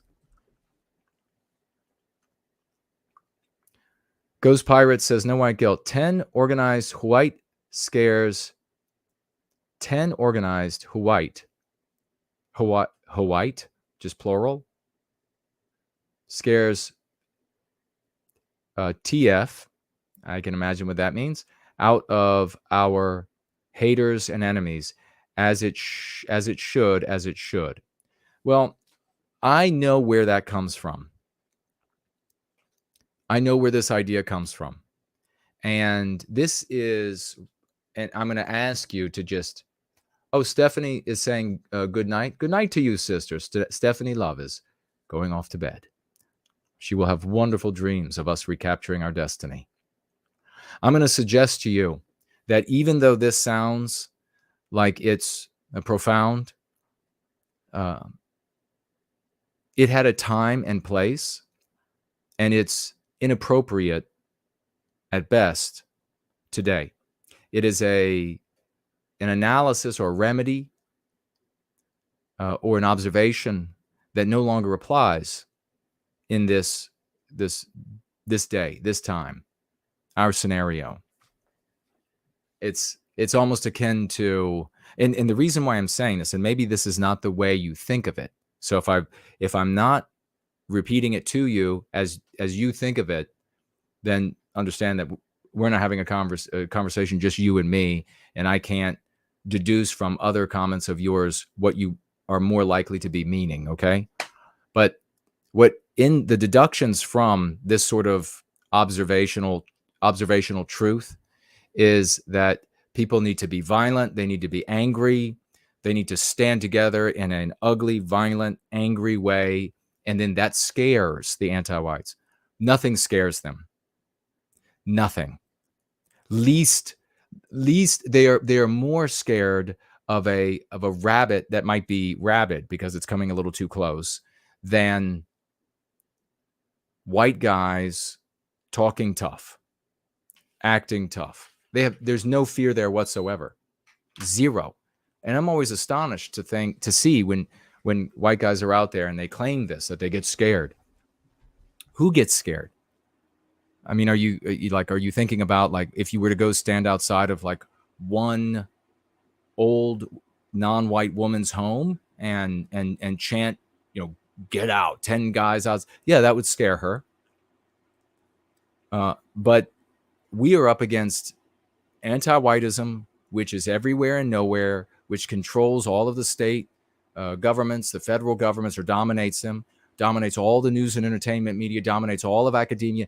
They laugh their asses off when white guys act like we're going to scare them by talking tough and acting tough and looking mean and looking like the villain in the movie because there's a cosmic power for the villains. And trust me, if you meant it that way, if you didn't mean it that way, then okay.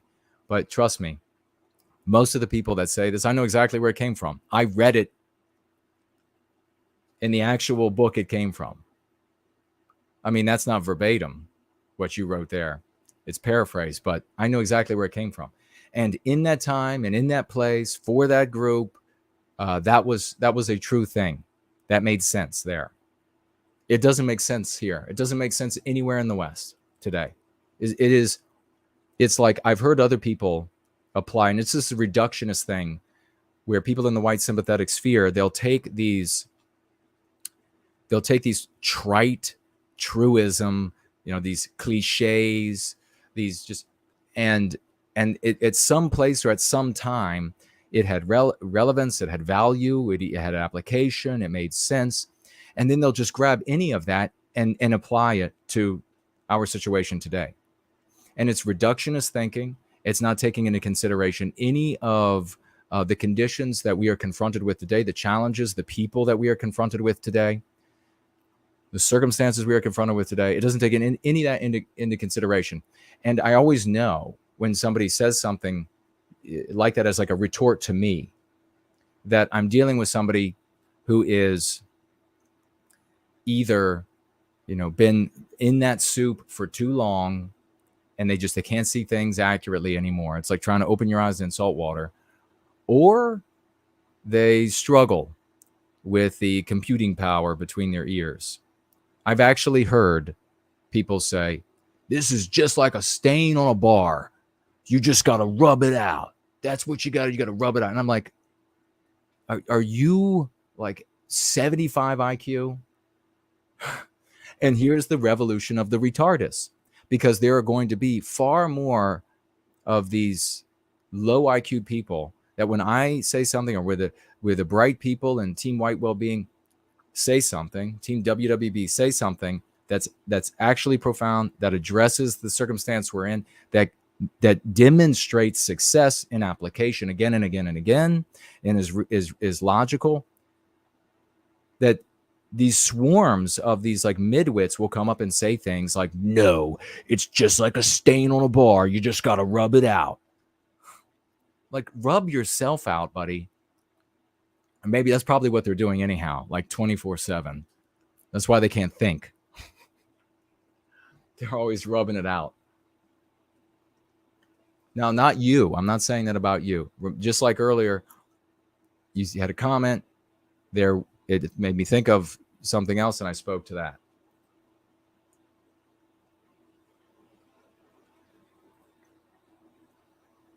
Stronger Than Evil is with us. Says, no white guilt is pretty good. No white guilt is pretty good. Succeeds all the time. The biggest things that have ever happened in the white sympathetic sphere. But I get it. I thank you, though, for that. Yeah. You must be a guy, because no woman ever says that. Johan says, they do hoarding of resources that people need. Not sure. You mean anti-whites? Yeah, probably so. Yeah, they would hoard resources.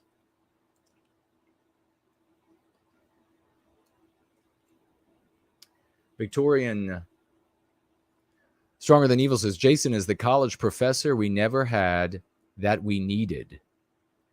Yeah, could you imagine? They wouldn't let me anywhere near a university. Victorian Time Traveler says, Jason, I've been going through Born Guilty, and you make frequent use of the words and is. You didn't invent these words, Jason, so you can't use them. Oh, no, I'm sorry. I'll reel that in best I can. Oh, David says, Jason is an absolute legend. I appreciate it. Thank you.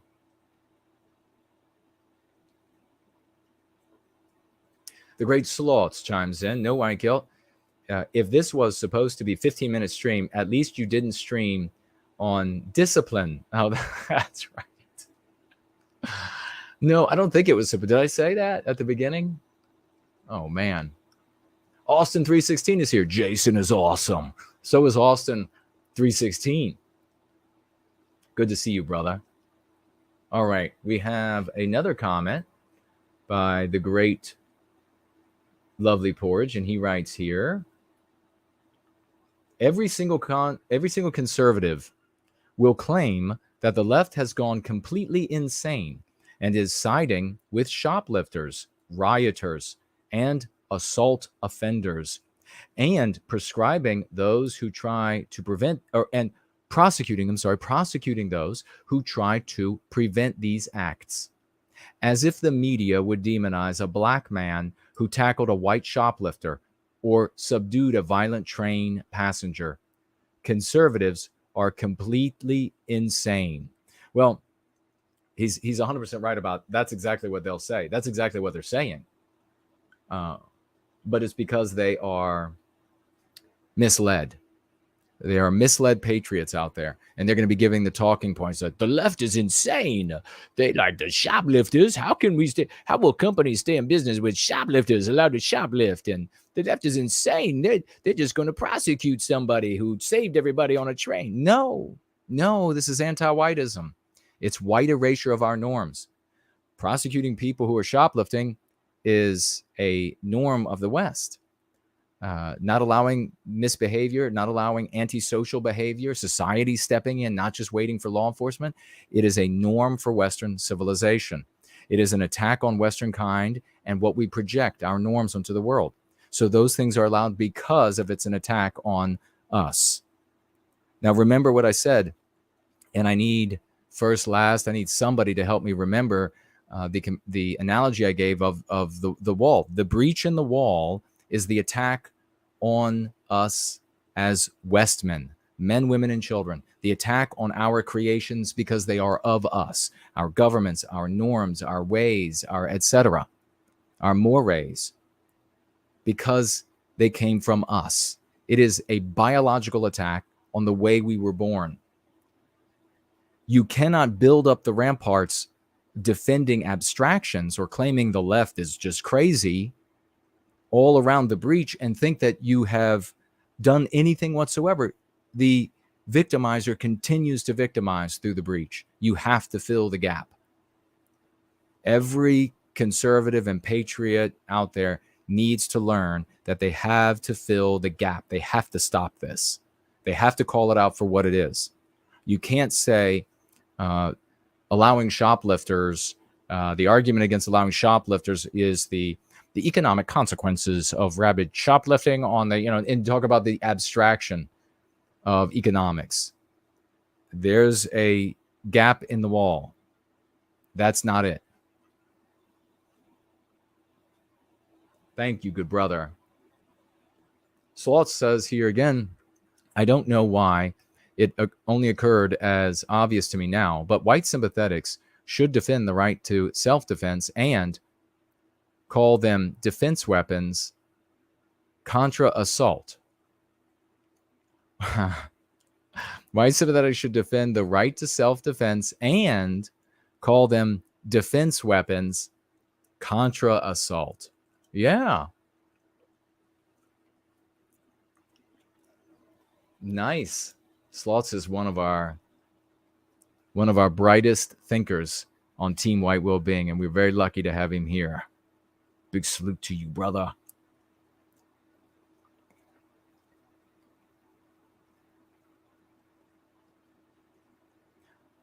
Lunder said, what idiot would wake you up at 4 a.m.? Seriously. I don't know, man. Somebody who had a big need. Somebody who had a really big need.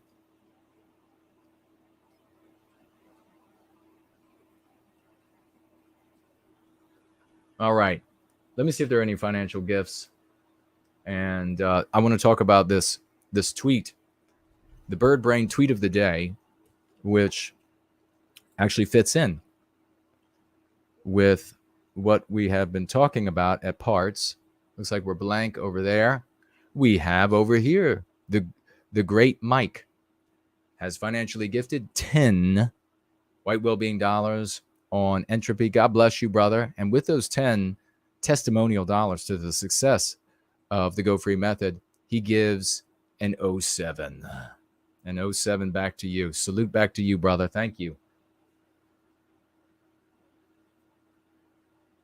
And over here on Cash App, we have get out your raucous emojis and 07s, 007s. We've gone above the $20 minimum to celebrate with raucous emojis a financial gift from the great, the one and only, cool Baba J Magic, financially gifting 25. Let's put an end to anti-whiteism dollars. God bless you, brother. This guy is a new, true champ in service to white well-being, and he's just rocking the world and can't get enough of him. Got a lovely family. What a great guy. And he has two swashbuckling flags. And with those swashbuckling flags, maybe let's get Cool Papa J Magic some swashbuckling flags if you can find them on the keypad. He has a couple of swashbuckling flags, and he writes with it that I'm anti-white. Yes, we are, brother. He is, we are.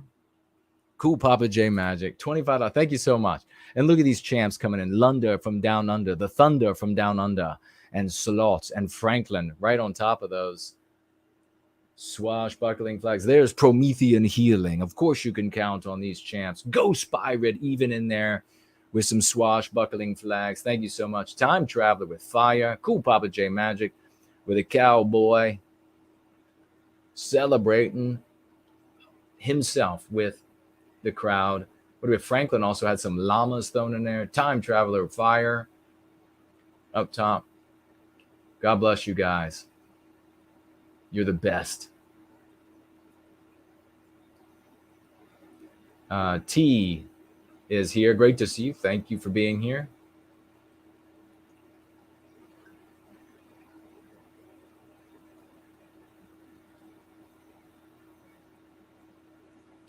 Lunder asking, ram parts, what parts make up a ram?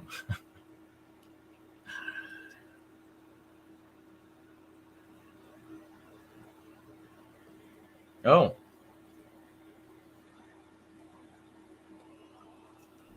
We have someone, I have been informed that we have someone mocking the fact, making fun of the fact that people financially gift me. What do we call that, ladies and gentlemen? Support shaming. We do not tolerate support shaming. It is shameful to support shame. It is very shameful. It is something that a saboteur does.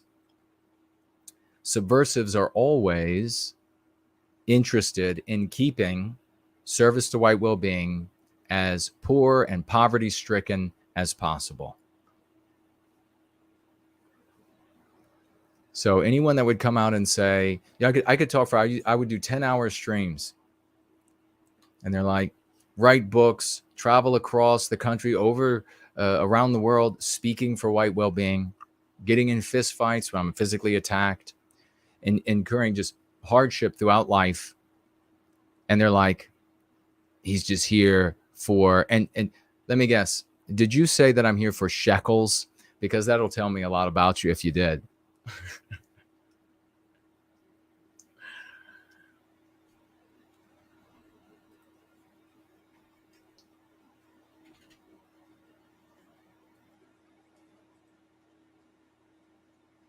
I see. T says, gimme monies. I see. Now, are you just playing around, or are you an actual subversive who is trying to support shame? You're not going to support shame me. And no one here who participates in Team White Wellbeing is going to be the least bit perturbed.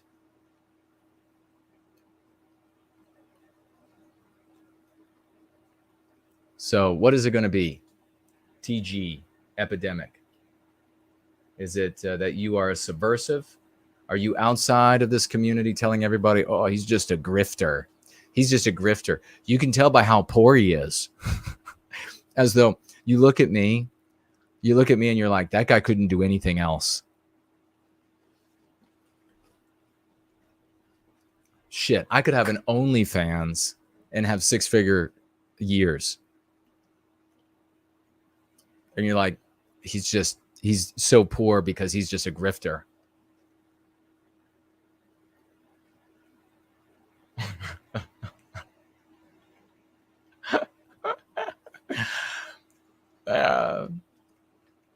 I could be, if I wanted money, if I were a grifter, oh my God.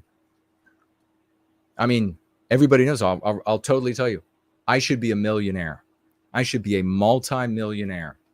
The white sympathetic sphere should make me a multi-millionaire, because if I'm a multi-millionaire, the redemption of our people is like this. We can put it on hyper speed. It would be on hyper speed. Could you imagine me being able to apply all of my intelligence, me being able to employ all of the bright, all of the creative, all of the people who have abilities that I can't even imagine. They have abilities I can't even fathom. I could hire all of them, and I would. And we would be turning this shit around like this. Who would not want me to be a multimillionaire? I mean, you'd have to be a serious subversive to not want me to be a multimillionaire. You're like, the only way Jason is legit is if he lives in a van down by the river.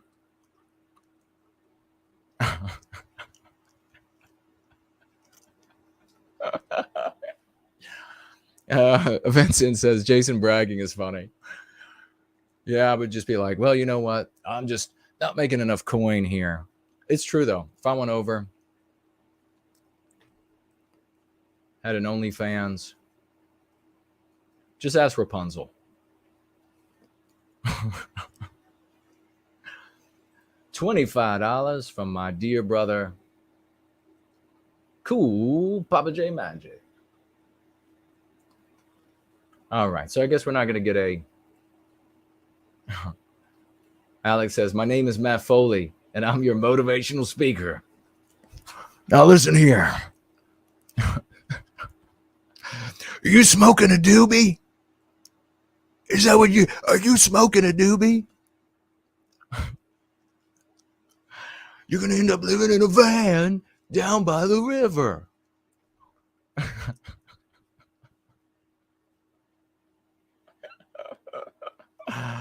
Oh my God, that's funny. What story was I thinking about telling earlier? Oh, the woman in the pool. Oh my God. Vincent, he just wrote that, and it came up at the bottom of the screen. I said it, I looked at the screen, and it went boop, it came up on the screen. We want to hear the story about the woman at the pool. That's funny. That's some simpatico.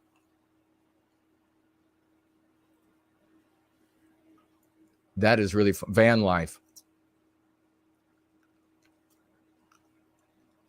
Anthonite. Van life ain't so bad. No, man, I have met guys in the white sympathetic sphere that had some kick-ass, tricked out, nice vans that lived in. And you know who else lived often in a van? A woman dear to this community. Can anybody remember who she was? Fraulein Dresden. And she had a wonderful van she traveled much of the country with. She's passed on now. And everybody remembers that story. Her mother, a survivor of the firebombing of Dresden. How many of the Ant Nat types were there for that family? A survivor of the firebombing of Dresden, when her daughter died. And how many went down more than once to Florida? I live in Northern Virginia, outside Washington, D.C. To help those people, to help that woman in the grief, and to see Fraulein in her final moments of life. Couldn't believe I had honored my word to her from years earlier when I said I'll come to you. If you're going to die and you're in the bed and you're dying, I will come to you. And then it happened, and I was there. She did that double take. Said she, is it really you? Is it really you? Oh, I can't.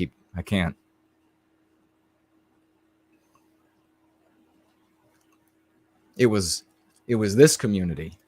She had been one of those out in the white sympathetic sphere, saw how harmful it was, came to this community, and she found love. That was there for her at the end. Rest in peace indeed. Thank you, Lunder and Franklin.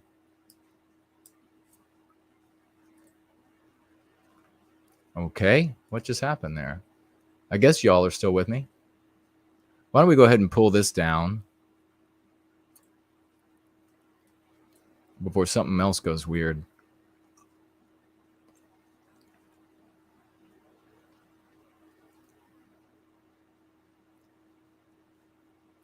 So true, Sloths. I went there, and members of this community sent me with things to that family. This whole community, it was this community. It was the love of this community. People sent me with actual things to take down. Others said, will you please buy flowers for me? And did that. And brought them to her mother. Yep. What a thing. Okay.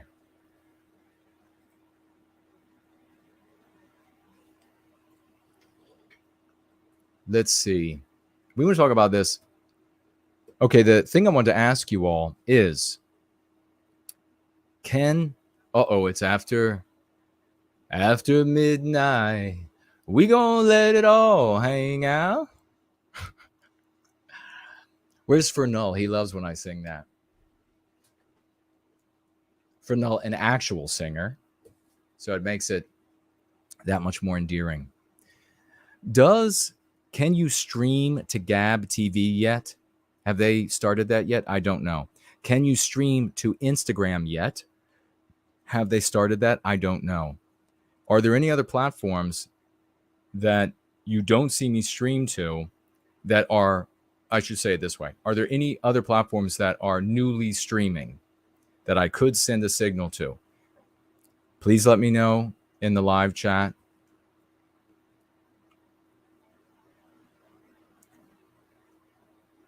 Vincent says, where's the pool woman story? I'll tell that right after I see. Does anybody know? Lunder says, it's because you sing that he rocks up. It's like summoning spell. Oh, it is. Watch Fernell will appear. It's just like, it's like a spell that I just cast out into the world. Peter says that IG can stream. Is this true? Let me write that down. IG is a big yes.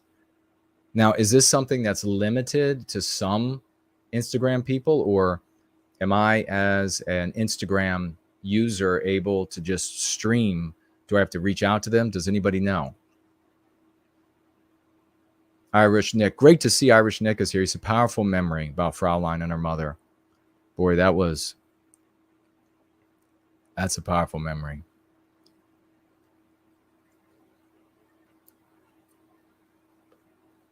And you would think, but of course not, because they don't have any principles, that the Aunt Nats would be like effusive with love for me, going and helping this woman. I got pictures with her, and everybody had pictures, and I told her directly to her face about the things that people said. I brought her the cards that people sent for me to give to her. Totally, she was like, my daughter. They didn't say anything. The Aunt Nats, they were just like, All right, let's see. No, Popcorn Power says not on Gab. Gab will never have streaming. Now, why is that, Popcorn Power? The pool story is coming. Why is it that they won't have streaming? Oh, Elaine Sabatino says there will be no shame sheckling. Sabatino has a great wit, and that's rare for women, I'm afraid. She's got a great wit. Franklin said, I'm glad I gave Jason a letter. Yeah, think about it. If you had, that's when you're, when you want to be able to look at yourself in the mirror and say, I am making myself a quality person. I am doing the things that a quality person does. I mean, that's like a moment in time for you. It's a big thing. So Instagram can stream. This is exciting. Time Traveler said, when I wrote that letter to Fraulein Dresden, I felt like my great grandfather was writing the letter through me. Wow, that's moving. That's really moving. How fascinating. I mean, moments like that, when you have somebody get very ill, it's tough. It's tough. But it really makes a man. It makes a woman. It's not an easy thing.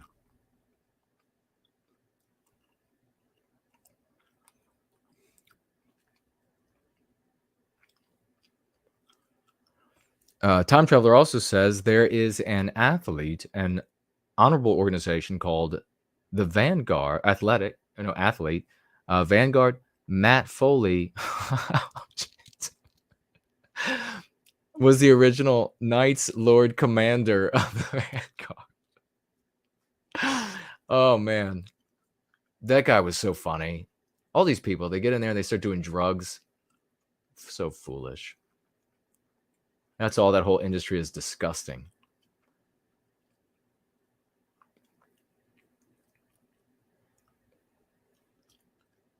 Okay. I almost missed those. I want everybody to know that if you don't tag me, the odds of me seeing, I say this all the time, very slim. The vision's a little blurry. I'm not going to put on the glasses because I'm headstrong. I'm going to will my vision back to 2015. And even when you tag me, I'm looking at the screen. It must have, when I looked away, jumped because I scrolled up just by random. And then I was like, what the heck? How are these? These did not roll by.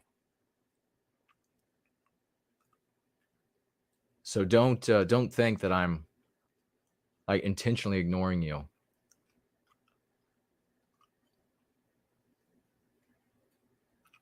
Okay. So far we know that Instagram does stream, but we don't know any particulars. Gab TV does not stream and may never. And we don't know of any other platforms. Lunder says, Jason's intentionally ignoring me.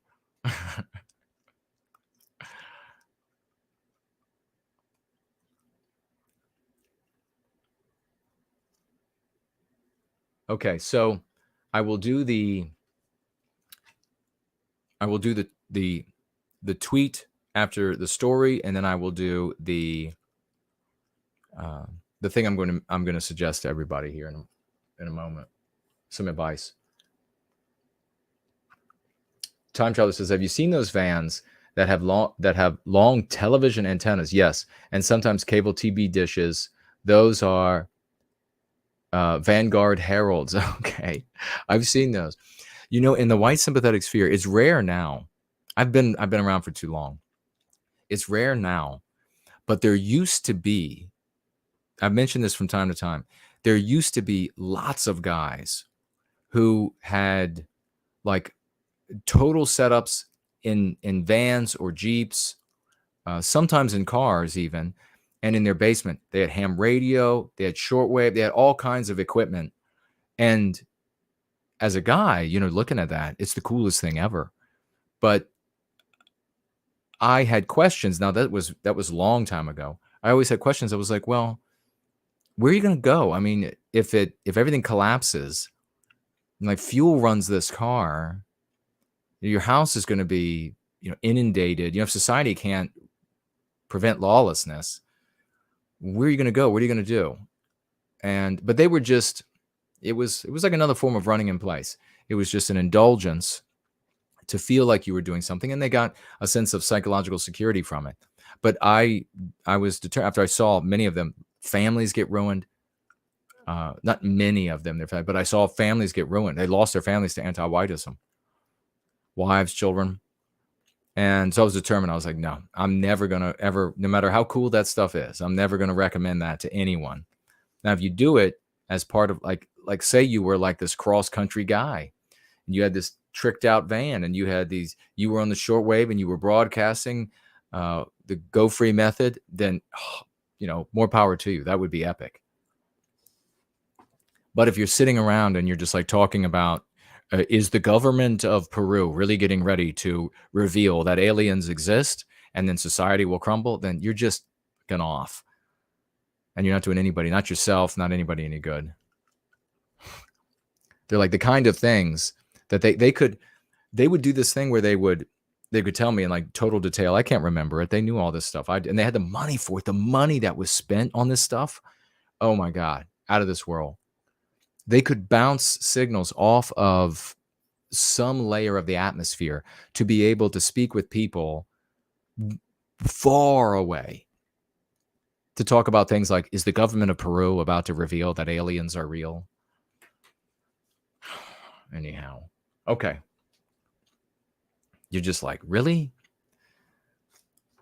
Let's take a look at this bird brain tweet. I'm not going to tell you who it's from because I don't want to give that person attention. The person is here we go. Voila. This giant monitor over there has just suddenly come to life for us with a different image. Okay, this person is a subversive, and specifically a Jay Spurging cultnat type of subversive, who has dedicated this person's like existence to slandering this community and slandering me personally, and in an effort to turn off as many people as possible from the benefits, the numerous benefits of the Go Free method. And everything from pushing back anti-whiteism in mainstream media, anti-white media, all the way down to people having children, protecting their children from anti-whiteism, being able to change the what's taught at school with the tools of going free. That's never been done with Nat Nitwittery. They've never had any success like that. To save our kids from having to hear how awful they are, changing people's lives, getting people better work, getting people promotions, getting people work at all, getting people into living in their own place off the streets, getting people off the path, not just at some point in the distance going to commit suicide, but going to commit suicide, then heard about white well-being, not going to commit suicide anymore. So this person, this subversive, wants to prevent that from happening anymore. And this is the tweet. I also won't read it verbatim because I don't want to bring any attention to the specific person. It's a representative of all of these subversives. This person says, being critical of me specifically, that I hold the idiotic belief, this person says, that white people resisting the what shall I say here? Because not even this person is brave enough on Twitter to use what this person actually is thinking, but we know what this person is thinking. The jaywalkers. So imagine, this Jason is so idiotic that he has the belief, and he communicates the belief to Team WWB, that resisting the jaywalkers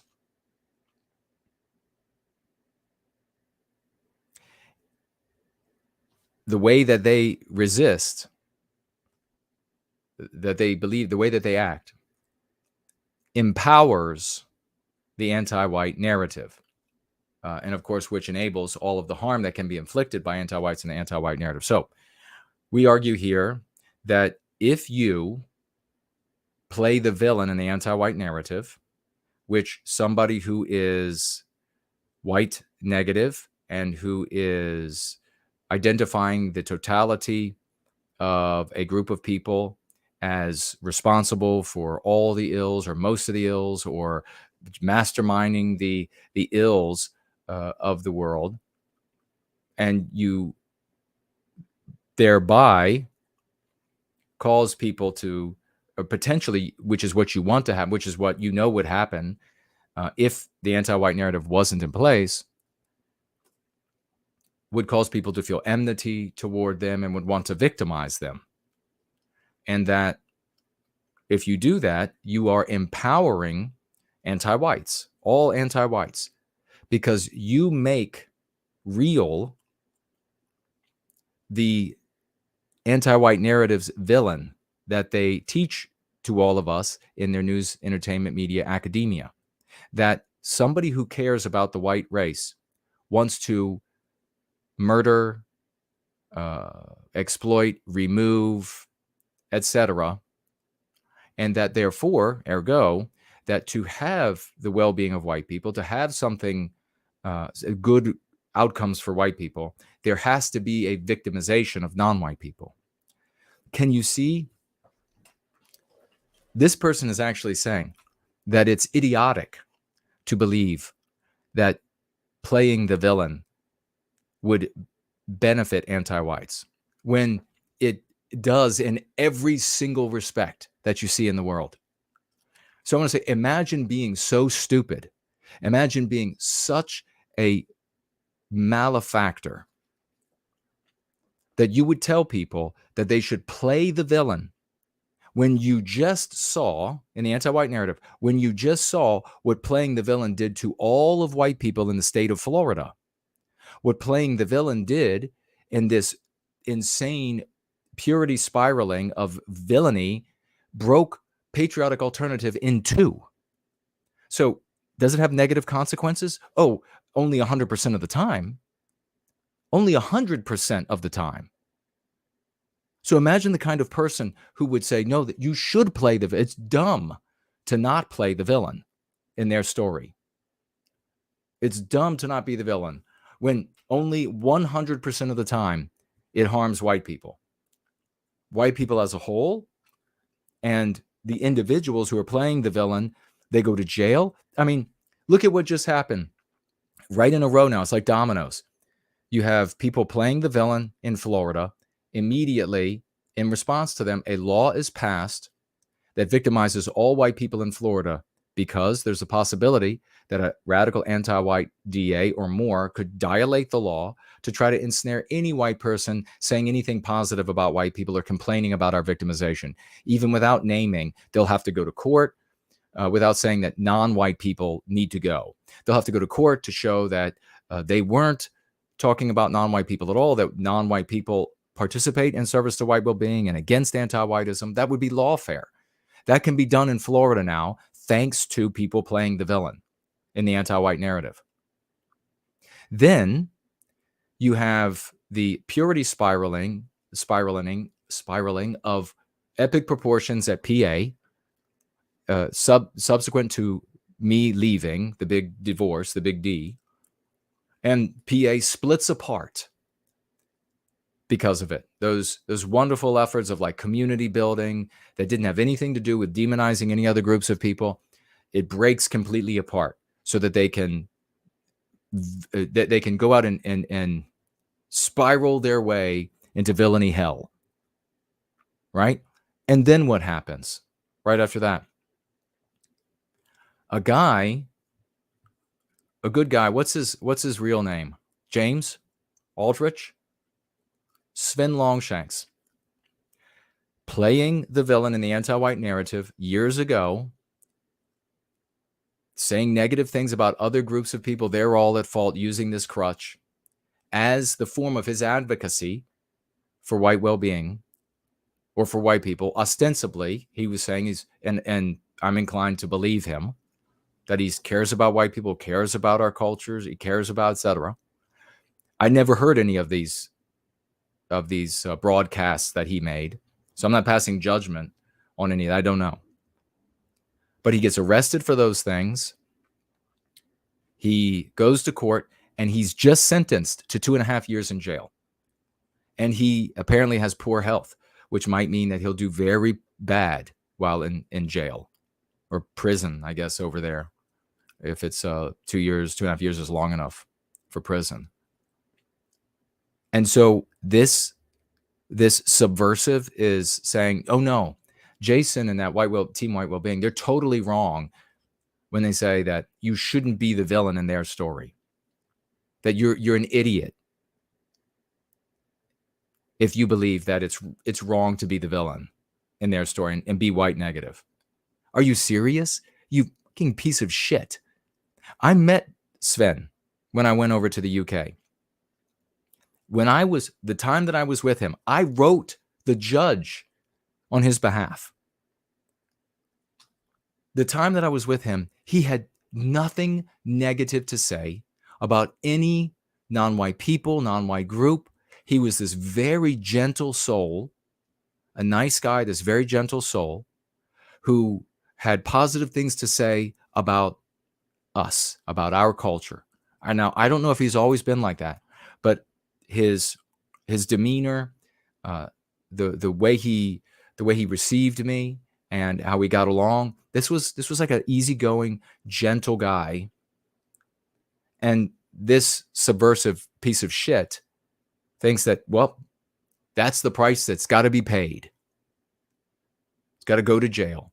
How much good is he doing for white people rotting away in jail? You know how many times I've seen activists go to jail and prison and kill themselves, have their whole lives ruined, wives leave, and everything for playing the villain? And this subversive is going to attack, say that I'm idiotic. And so the reason I want to bring this up, and maybe in the future I'll have to, I don't know, give a little bit more clues to who people might be. But these people, and this is the way we should talk about it from now on. So I'm going to say this. If you have been, and as I have said and shared for a long time now, when you come across somebody like this, some cult nat, some Jay Spurging cult nat, you can give them a comment to see if they are a reasonable person. Most of them aren't. And if they're a reasonable person, they're like, oh, I'm interested. What exactly is this about? And if they are interested and they're not pushing back on you, saying that, no, you have to be a part of this cult. You have to be a part of the Jay Spurging cult nat community, or you are a jaywalker, or you are a Fed, or you are a rapist, or you are working for this anti-white group or that anti-white group. The moment they start doing that, just block. And so if you've got anybody left who is like this out on any of these different platforms, Gab, Twitter, Facebook, wherever, and they come at you like this, these people are the gatekeepers. These people are subversives. They have destroyed everything they touch, every life they touch, and the lives of the children and the lives of the spouses of the people that they touch, that they poison. They are subversives. The things that they engage in are anti-white ops. Now, these ops could be organic. So it might just be some individual idiot who believes this garbage and is espousing it. But these anti-white ops could also be paid for behind the scenes. And many of the biggest endeavors are paid for behind the scenes by hardcore anti-whites. Very often you see the leadership is notably anti-white in one respect or another. They don't speak about the welfare or well-being of white people. That's not their focus. They get angry upon hearing it. They want to keep the focus in hatred on some other group. And they want lots of literature distributed about that hatred. And they want lots of posts on the internet distributed about their hatred and their slandering of this group, non-white group, or that non-white group. They're gatekeepers. They're gatekeeping. They won't allow white people, good, normal white people, to rise up to white well-being, to advocating and championing for white well-being, the recapture of our destiny, and an end to the victimization of our people. If they were honest, they would look at all of the tremendous victories and all of the failures of what they espouse, and they would drop it, but they don't. And you'll notice in conversation after conversation with such people right away, everything is devious. Many of those people are crypto anti-whites. It's very easy online to play like you're some kind of a champion of the white race when really you're an anti-white. And you enjoy it. You got nothing else to do in life but to disrupt white people. Nothing else makes sense. Nothing else makes sense. To destroy, to endeavor to destroy, to misrepresent, that's all they do.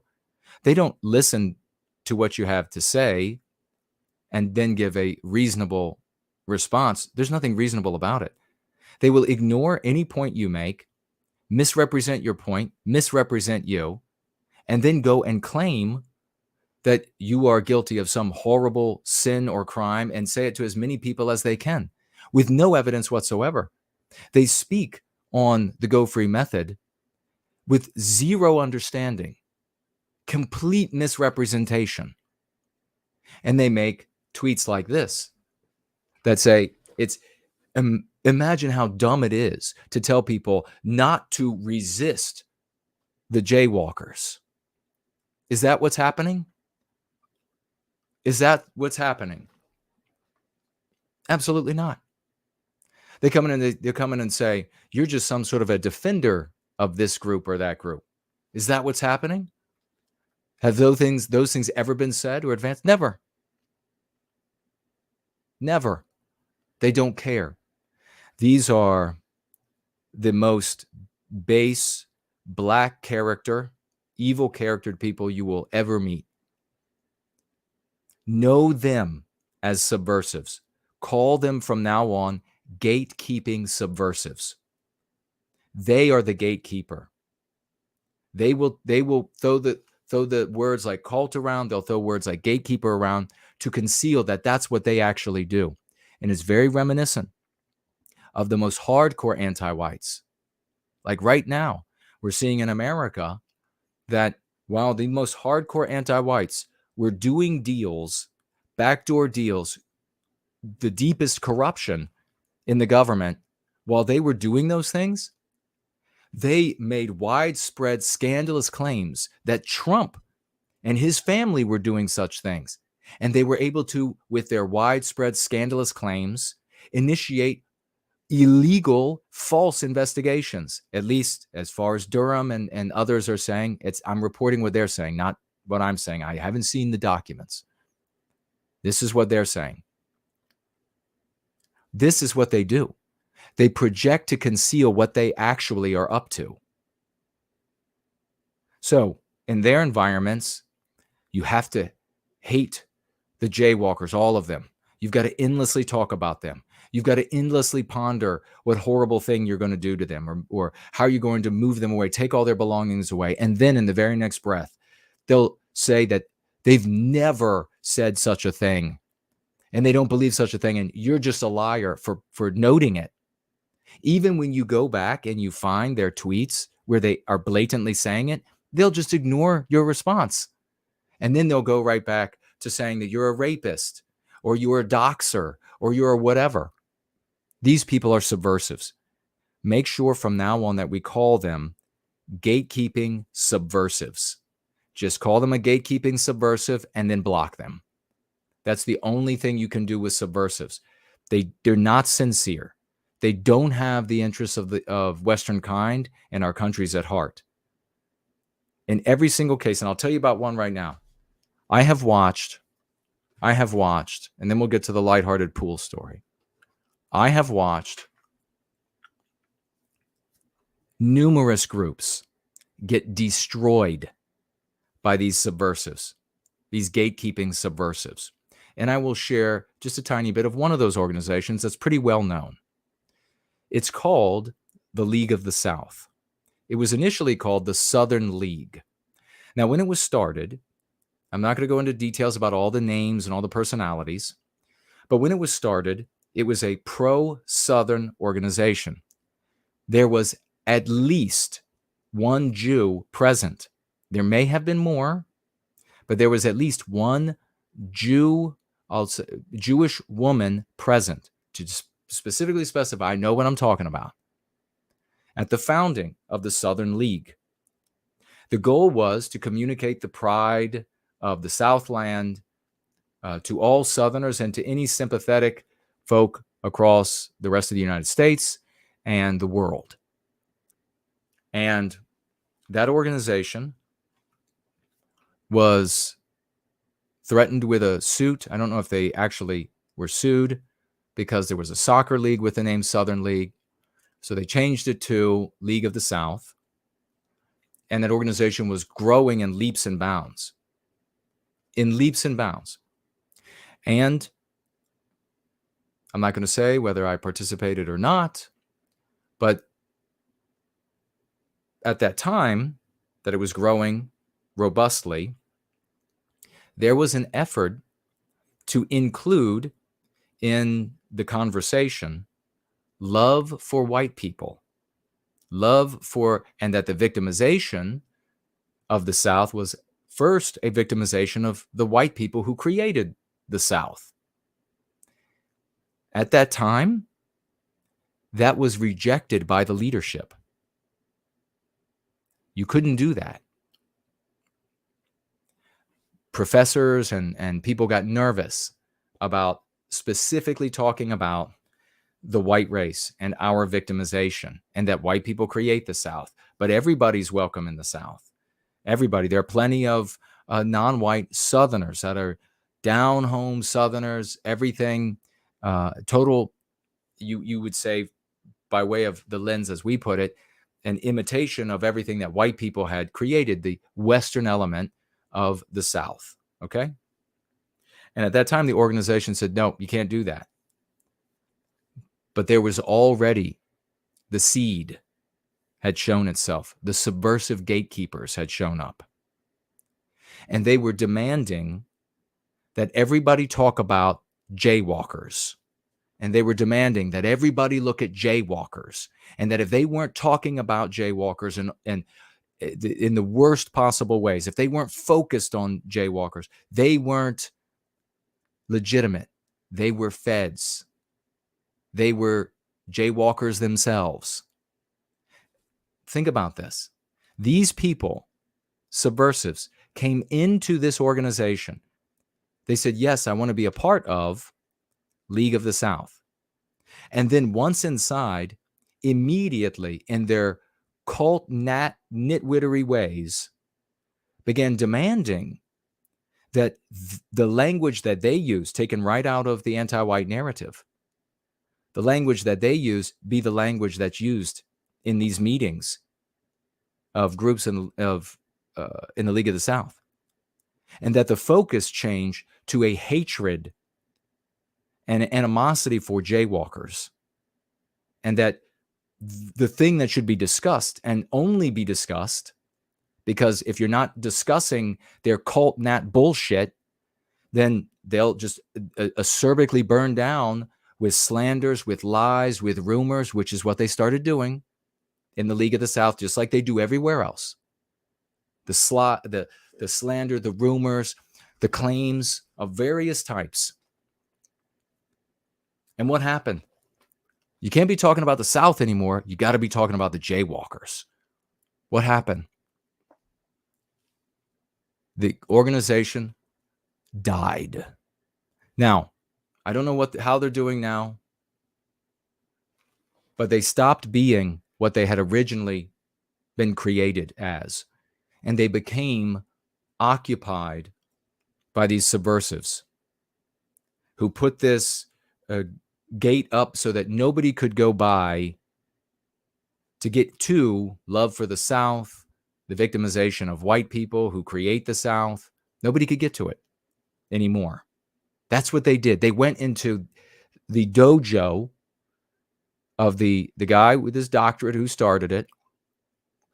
And they said, you're not going to teach your martial art here anymore. You're going to teach the martial art we want taught. And you're going to use the words we want used.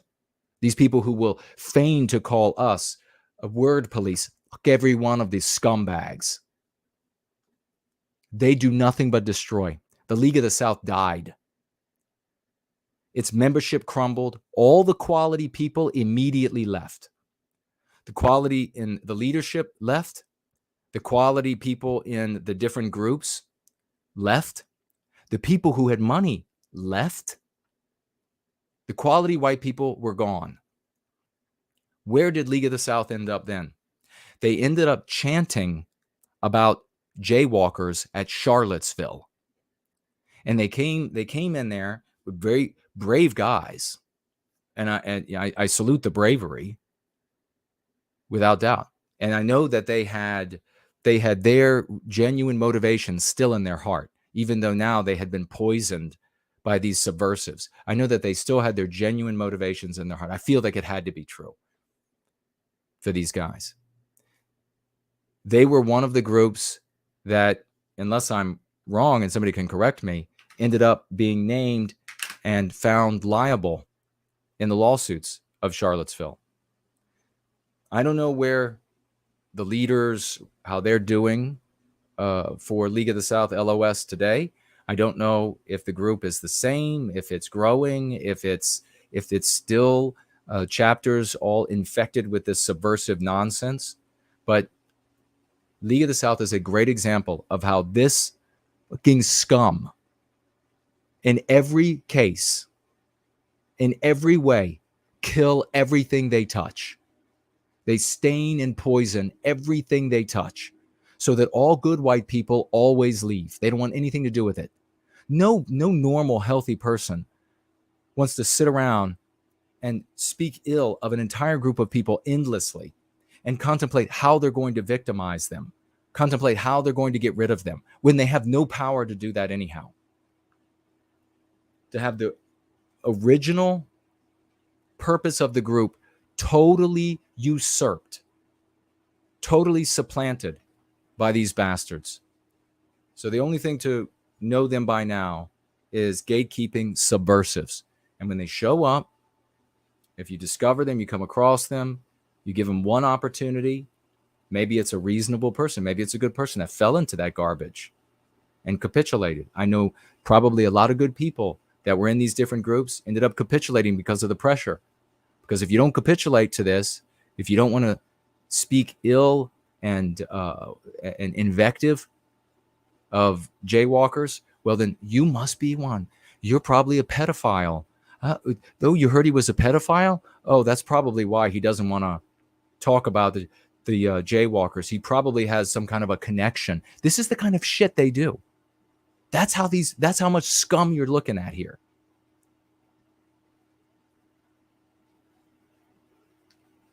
Every time.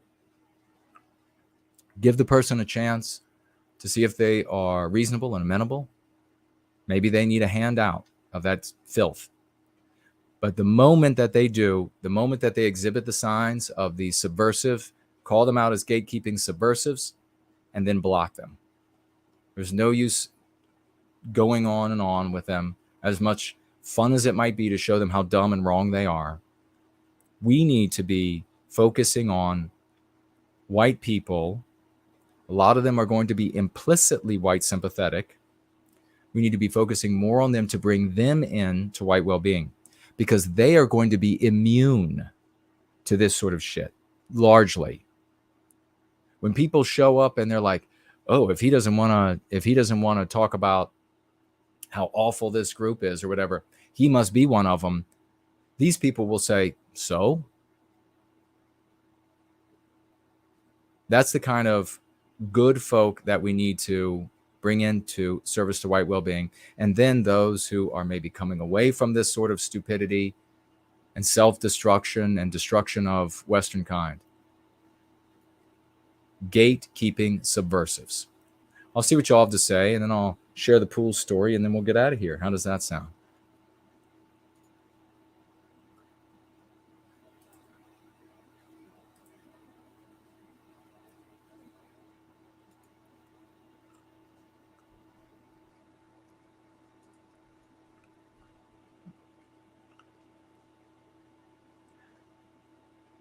Victorian Time Traveler says it succinctly and beautifully. These people come in two types, feds and fools. Perfectly said. Well, Rapunzel is here.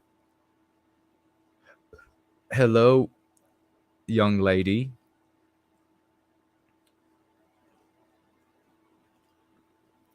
And must be a conversation about squirrels. She has an ongoing fight. Seriously stares at them. Okay, wow. Get out your 07s, 007s, and this especially for, what was this guy's name? TG Epidemic, who was trying to support shame. Specifically for you. $50, raucous emojis, toss some gems at his feet, throw a crown on his head, for someone you know very well, Dr. I. Financially gifting 50. Let's put an end to gatekeeping subversives. God bless you, brother. 50. Let's put an end to gatekeeping subversive dollars. Dollars. Do you hear that? He writes with those $50 for Team WWB and the 200 IQ Oracle of our time. I really appreciate that, man. Big salute. Gems for this man's feet, crowns for his head. Please, ladies and gentlemen, 95s. If you can find the number 9 and the number 5, let's give him some 9 words and 5 key concepts to this champion. Back again and again, Dr. I, totally reliable and faithful. A champion in service par excellence. God bless you, brother.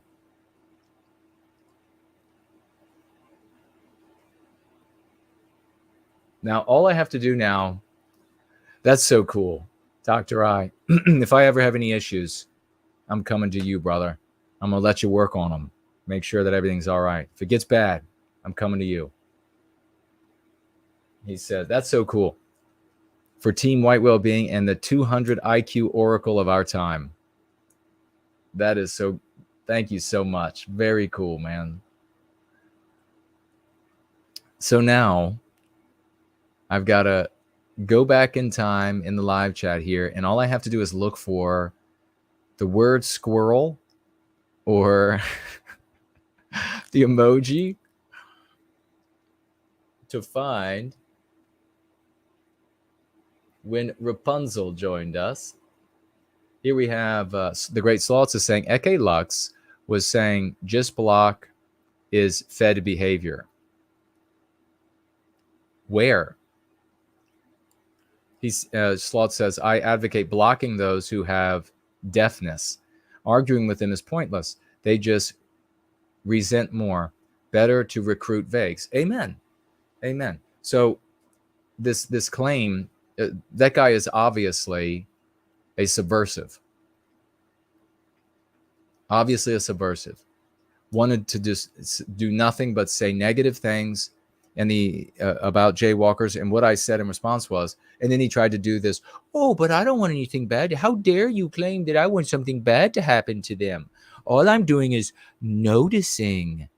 Okay, so I said, what if somebody decided in your apartment building to just notice to the rest of the people that live there that you were a pyromaniac and you were responsible for all of the theft in the automobiles in the garage, and what might happen to you? And of course, there was no response. This is how the subversives work. You make a point that defeats their position, and then they just ignore it. Then they're just like, that didn't happen. I don't care. But probably because in 50% of the cases, they're too dumb to understand the point you made. And in the other 50%, they're just too malicious. These are people with dreadful characters. You would not want them as neighbors. You would not want them in your neighborhood.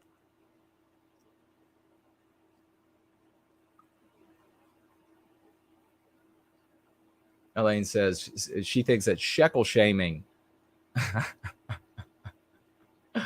might be funnier. That's hilarious. Shekel shaming. Yeah, you always know. I love it. I get these subversives who will write to me and they'll say, oh, you're some kind of a word police. People need to be independent to say whatever they want. And in the totality of their message, they call themselves goyim. They use all of these other words to identify themselves. And that's what they demand out of everyone. If you're not doing, that's what happened, like Lead the South and so many other groups.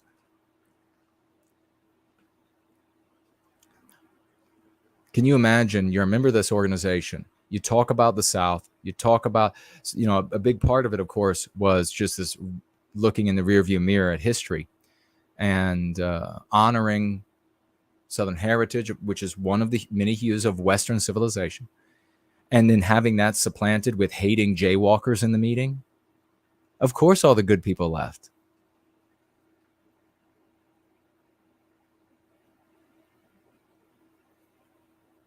Austin 316 says Vincent James should be the leader of America First, not Nick.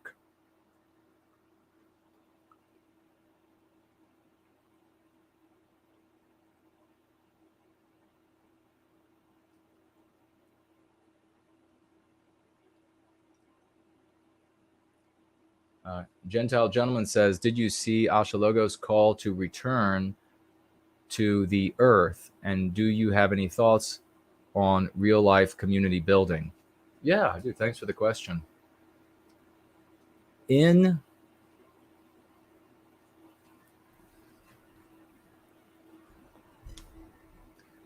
community building, a return to the earth, maybe, I'm not 100% sure. Maybe you could clear it up for me what he means exactly.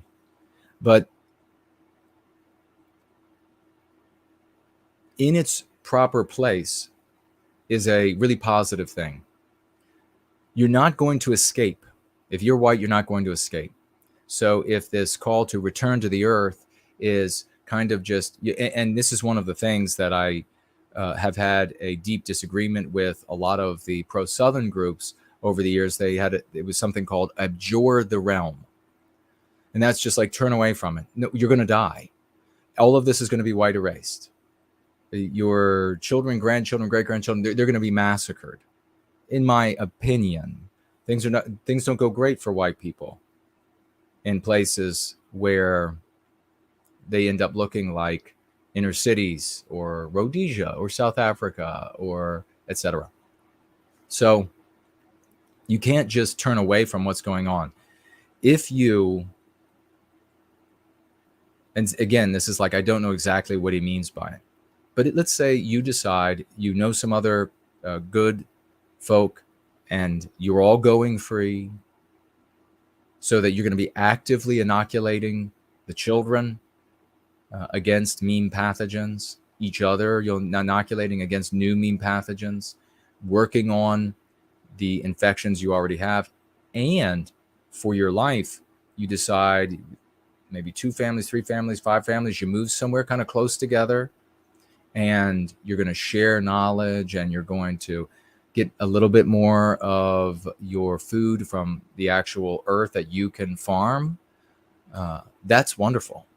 Nothing wrong with that at all. That'll be good for the soul. It's good, but for different ways. It's not so. It's like an appendage or in addition to this way of life. In addition to using the Go Free method against the anti-whites, because you need a nice solid base in your life. Money coming in, place to live, safety, these sorts of things, so that you can be effective for yourself, for your children, for our people. That needs to be a major part of your life. If you just move somewhere and you decide, oh, I'm just going to kind of give this all up and I'm just going to start farming as much as I can or something, just rear my kids out there, I think you're a real selfish SOB, because you're being a selfish individualist. I mean, if that's what he's arguing, that is a classic case of selfish individualism.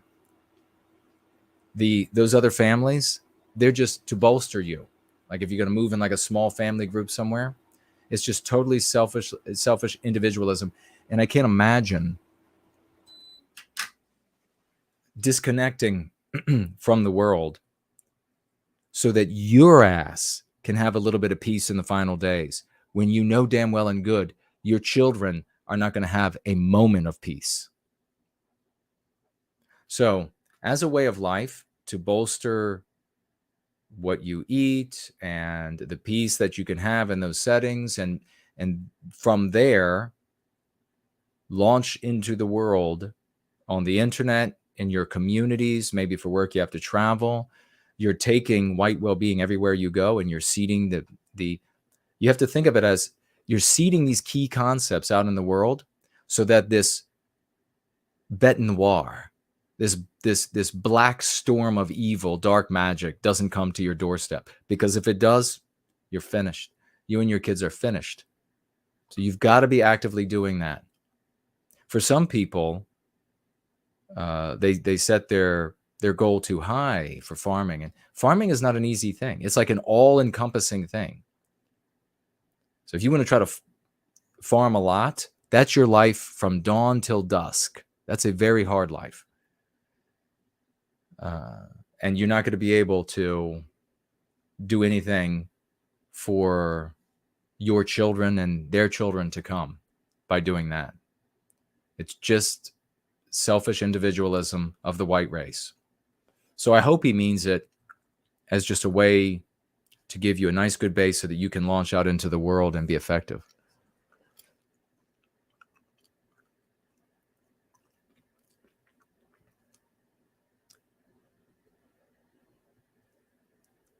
All right. The pool story. So I used to go, as I look for these squirrels.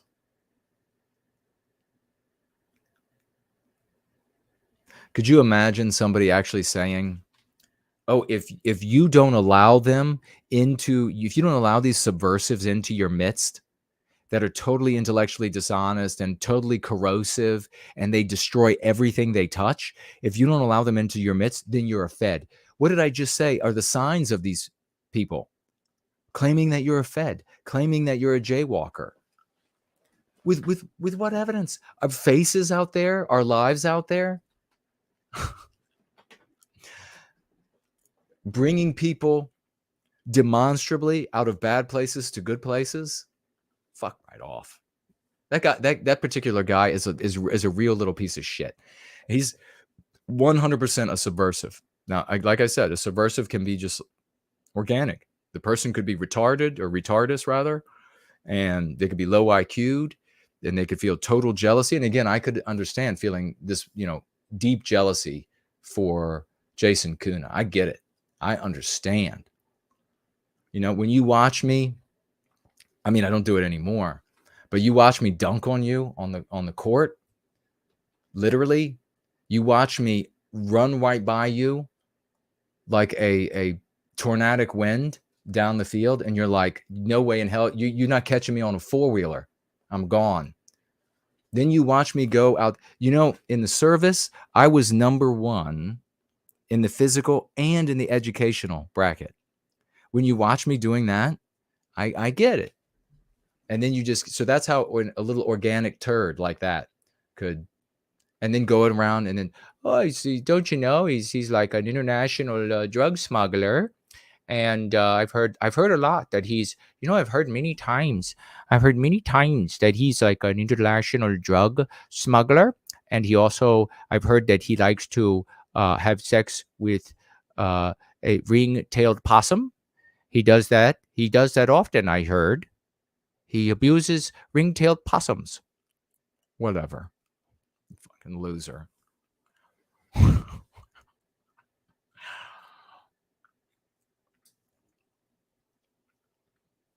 Ah, there she is. Rapunzel. Rapunzel. Throw down your hair. David says, Jason is very thoughtful. Did I say that earlier? I appreciate that. David's very thoughtful. To say that, you had to be very thoughtful. I had to be an excellent swimmer in what I was doing. And I wasn't.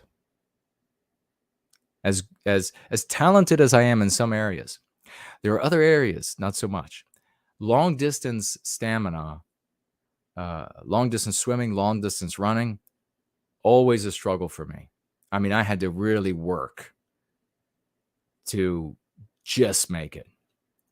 And so I would go to this Olympic pool all the time and swim laps, combat side stroke, specifically, mostly.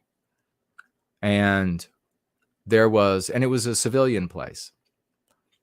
And there was this woman, maybe I should say this hippopotamus. This was a sizable lady. And she was, I mean, maybe seriously as wide as tall.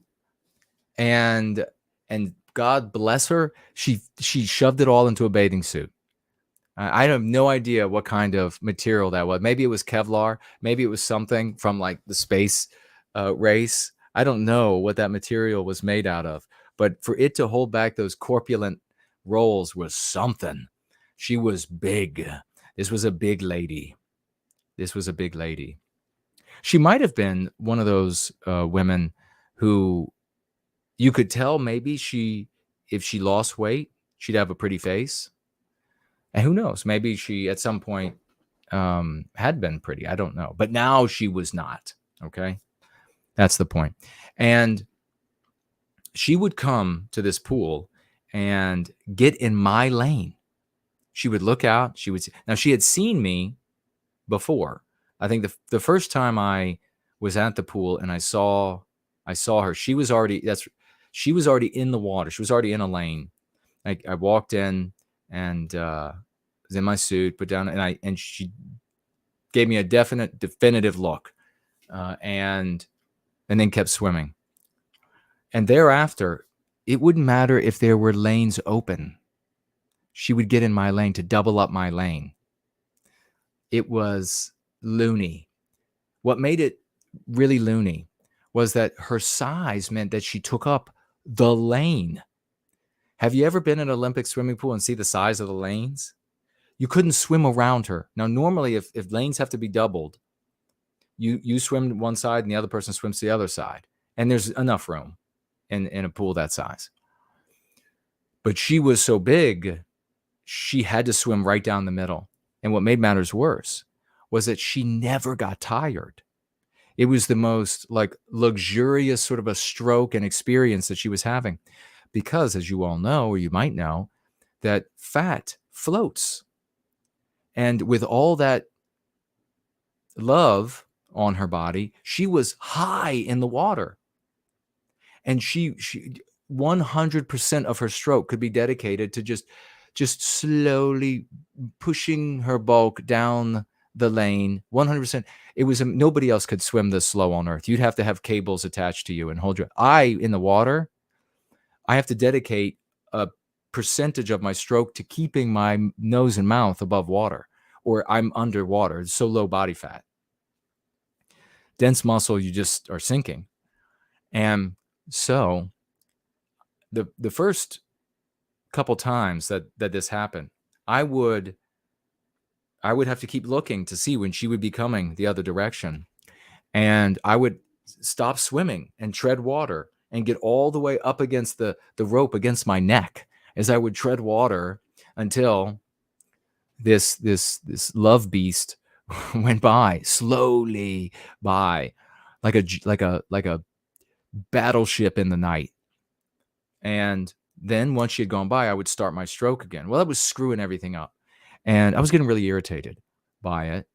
And so, this has happened on numerous days. And I had actually left the pool early a couple of times. It shortened my workout up because I was like, this is ridiculous. I can't keep looking for her every time I go on, because you're doing just regular side stroke. You're not able to see a whole swath of water ahead of you. And the last thing I wanted was to be sunk by the battleship. And so, I mean, maybe that's what she was hoping, that there would be some contact. I don't know. She'd be like, "Oh, I'm sorry. I'm sorry. Oh, we ran into each other. Oh, oh, what a pity. What a pity we collided." And then like, "Oh, what a pity. Let me just hug you to my bosom." And which was copious. It was a copious. If you were in the market for some copious boobage, she was the gal for you. And so finally one day I was swimming and I was like, I can't stand this anymore. I can't take it. And so as we approached head to head, coming at each other, it just hit me at the final moment. And I went down under her in the water and then came back up the other side and kept swimming. She got right out and I never saw her again.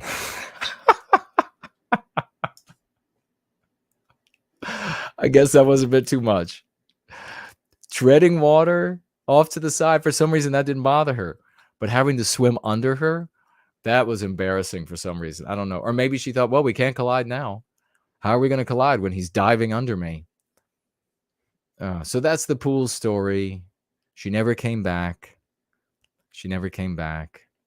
But there's actually another little part to that pool story that doesn't have to do with this voluptuous dame, but actually a very good-looking woman on the outside. So it's an interesting thing.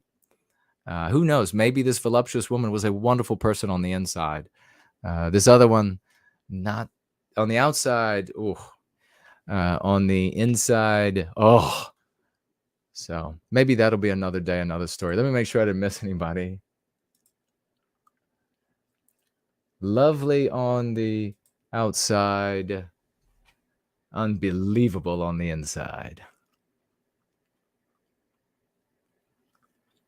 All right. Well, we're talking about enough squirrels. We're going to be getting out of here in a moment. Kermit the Frog is here. Great to see you, brother. He's asking, who are the squirrels? Not realizing that the squirrels are the squirrels. It's actual chattering, nut hiding squirrels.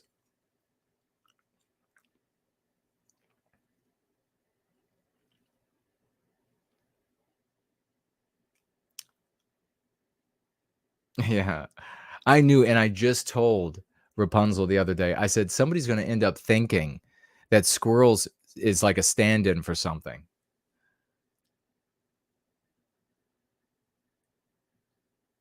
Micro Funk TV, hello to you.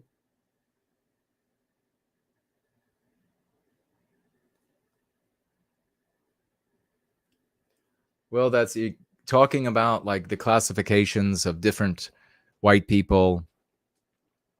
I don't get into that either. That's not I've gone down all those roads, looked at all of the science and all of that. A white person is anybody who's identifying as white and can't escape the victimization of anti-whiteism, because there are plenty of people out there that might identify as white, but then they have like this out card and they can escape the victimization. So it's got to be both. You've got to, and then of course we know it when we see it. And ultimately the answer is that time and conflict will decide for us who's white. And so it's this, unless it's like your hobby, the science, and you just like to go over that sort of a thing. It's one of these like eddies that people get off into, and then they're doing nothing to end the victimization of white people. I'm not saying that's what you're doing. That came to mind when I saw your statement. We got the actual squirrels, and there she is with a squirrel and a boxing glove. Yeah, if she could put on boxing gloves and fight squirrels, she would. For real. Victorian Time Traveler says, if I ever have a movie about your life, I will have this scene in it, the pool story. Do, my friend, do.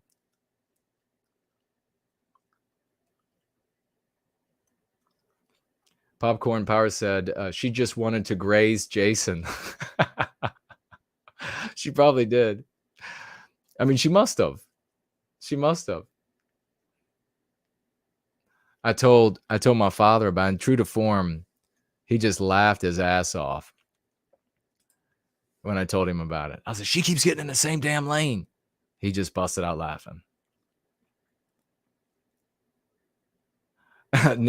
Irish Nick says, Jason was chum. I was chum in the water, and she was Shamu. It was food at first sight.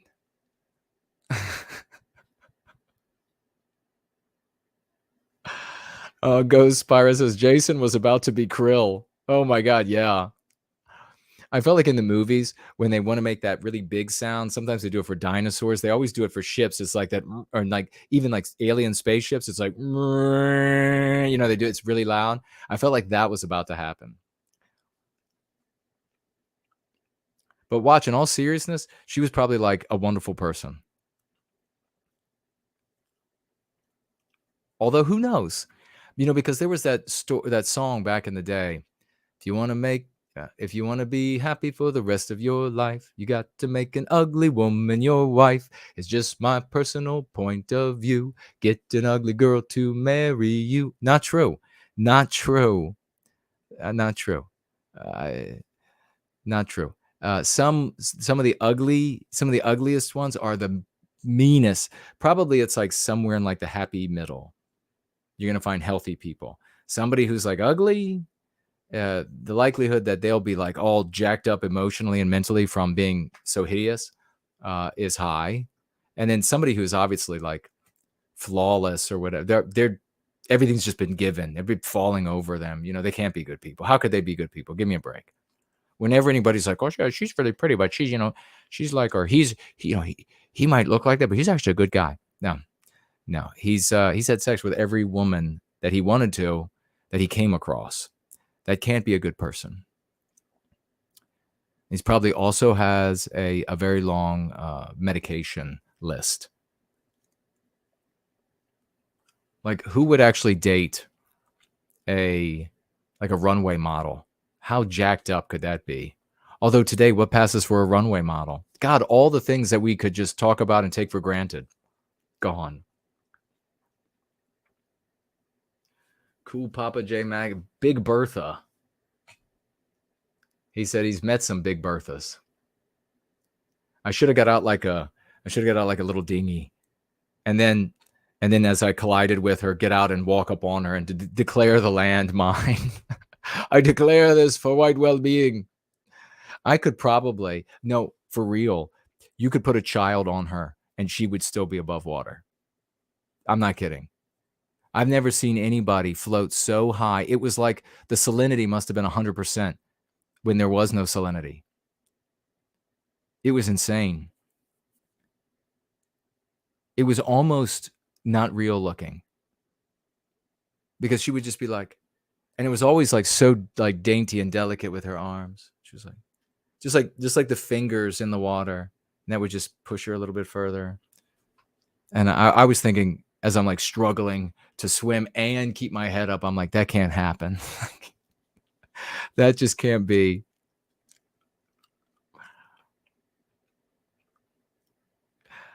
Ghost says, Argy, there she blows. Get the harpoons, you scallywag. Get the harpoons. Oh, and they got some whales in the chat. That's funny. Time travelers, spending is more difficult if you have, or swimming, I guess what he meant, if you have dense bones. Everything in biology comes with trade-off. Oh, yeah. I don't know if I had dense bones. I had dense muscles, and it was hard to stay afloat. Poor Elaine says she feels bad because she used to be friends with that guy, and then he did this. She says now he's a super subversive. Yeah, it's a shame. I mean, remember Jared George liked the guy, and we had him on. Then he decided to be a subversive. Biospirit is with us, and he's laughing. I don't know what you're laughing. Did I say something funny? Did I say something funny, or is it somebody else? Let's see if there's anything else here. Yeah, farming is no joke.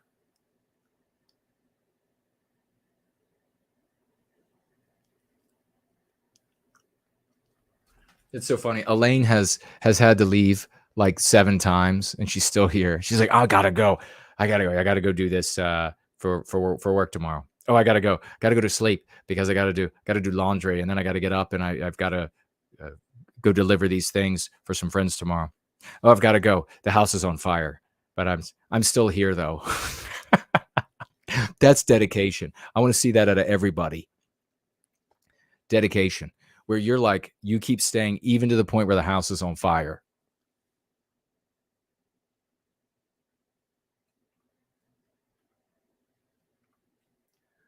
Peter is asking, so the Amish are selfish? Is that the exact same situation that you're in? Do the do the Amish, are they born to a society that knows whatever it knows about the outside world? And in that society, they feel themselves apart. They don't have an understanding of what necessarily, or most of them obviously don't have much of an understanding about what's going on in the world, but they're starting to get an understanding. They know that they can't survive in a United States that has condemned the white race as evil and is white erasing everything across the West, because all of this liberty that they enjoy as a consequence of being an enclave in Western civilization, a norm of Western civilization, is about to go. And so they came out and they pulled and they rallied and they tried to build votes for Donald Trump. Did they not?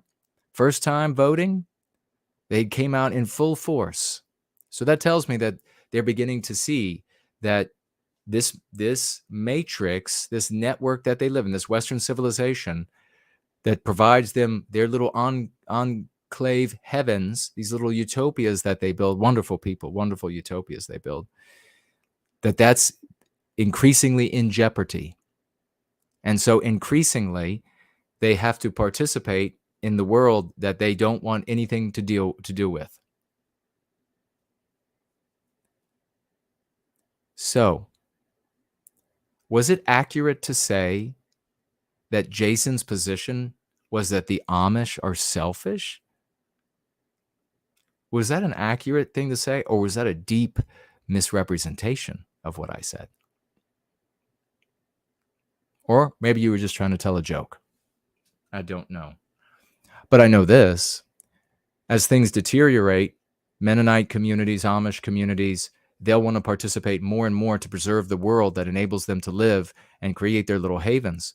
And if it gets to the point that they can't preserve their haven because the surroundings are deteriorating too much,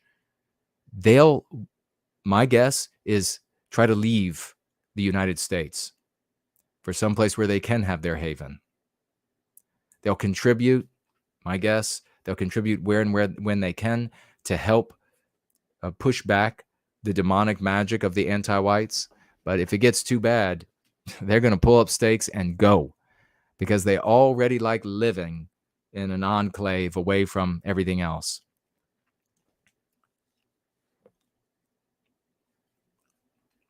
Guess what's going to happen? They're not going to be allowed to leave. Some will get out. Some would get out, but most won't.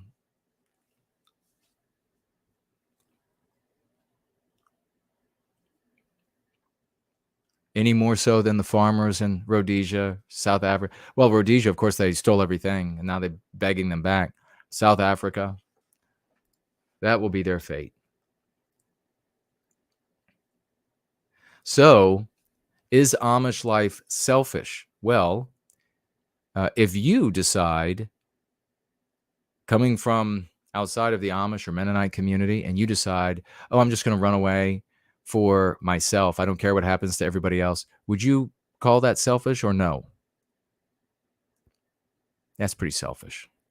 This is why we're in the state that we're in. It's that selfish, individualistic ideal. You're just going to go run, save your own ass. Well, guess what? In the end of that, you're not saved.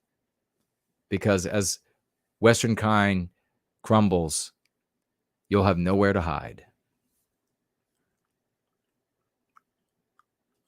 I will gladly, at any time, I would debate anyone. I would so humiliate. Anybody want to have an intellectual conversation? I will destroy them. Anybody want to just hurl insults, as long as I'm not able to be silenced, which is, what they would do. They would say, sure, we'll have you on. You're going to be, come over to our CultNat channel, and we'll be totally fair. We promise. It's a deal with the devil. You show up there, and then they'll just be like, mute. Oh, you're just a ringtail possum fucker. That's what you are.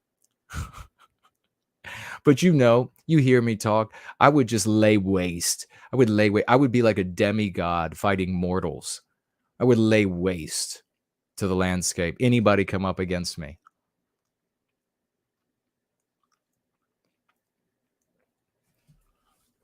Sloth says that he's never heard me say that people who don't donate are somehow bad.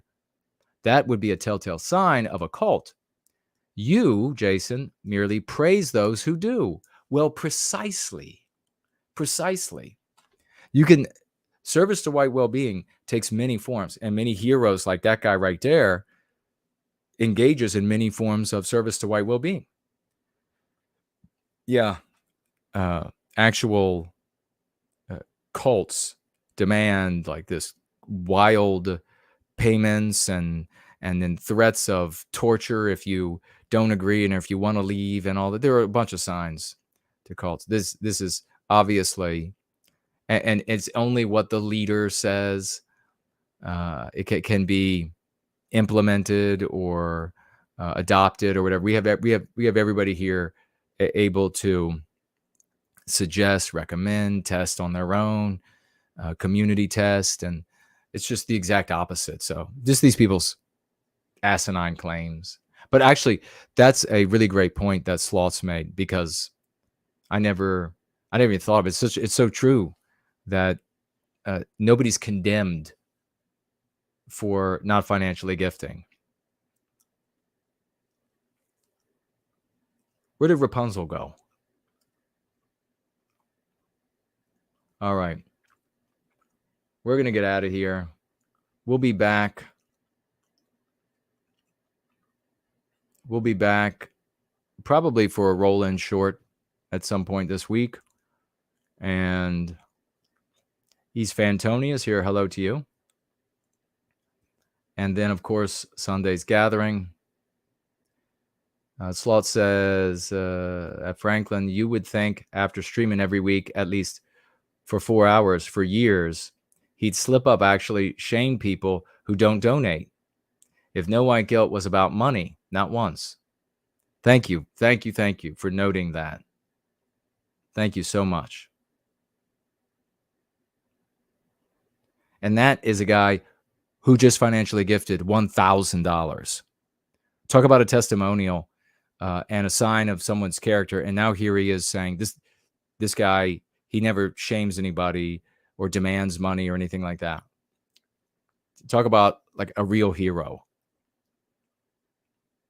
to step forward and tell it like it is, especially against these villains out there, these subversives that we're going to be calling gatekeeping subversives. And Asher's, isn't it gatekeeping? Isn't that what they do? They're the gatekeepers. They won't let people rise to the love, hope, and redemption of white well-being. All right. What am I?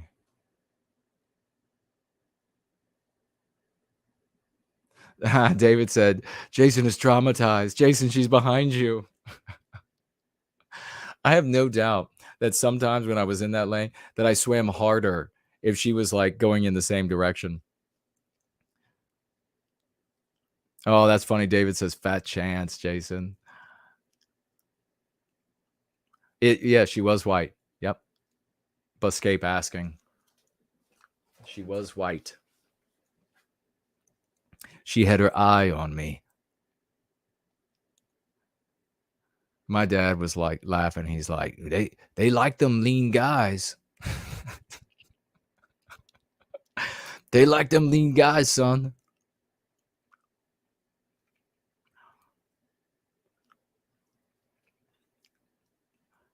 I was like, I don't know. I don't know about that. All right. All right, everybody.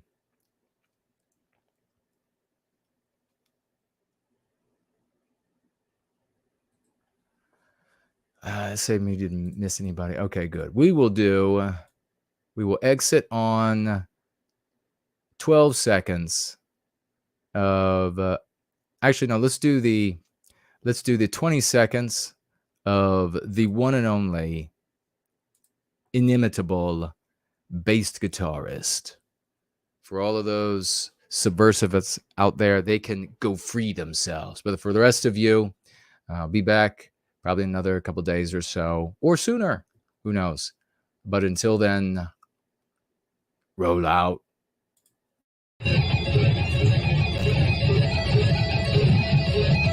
Thank you.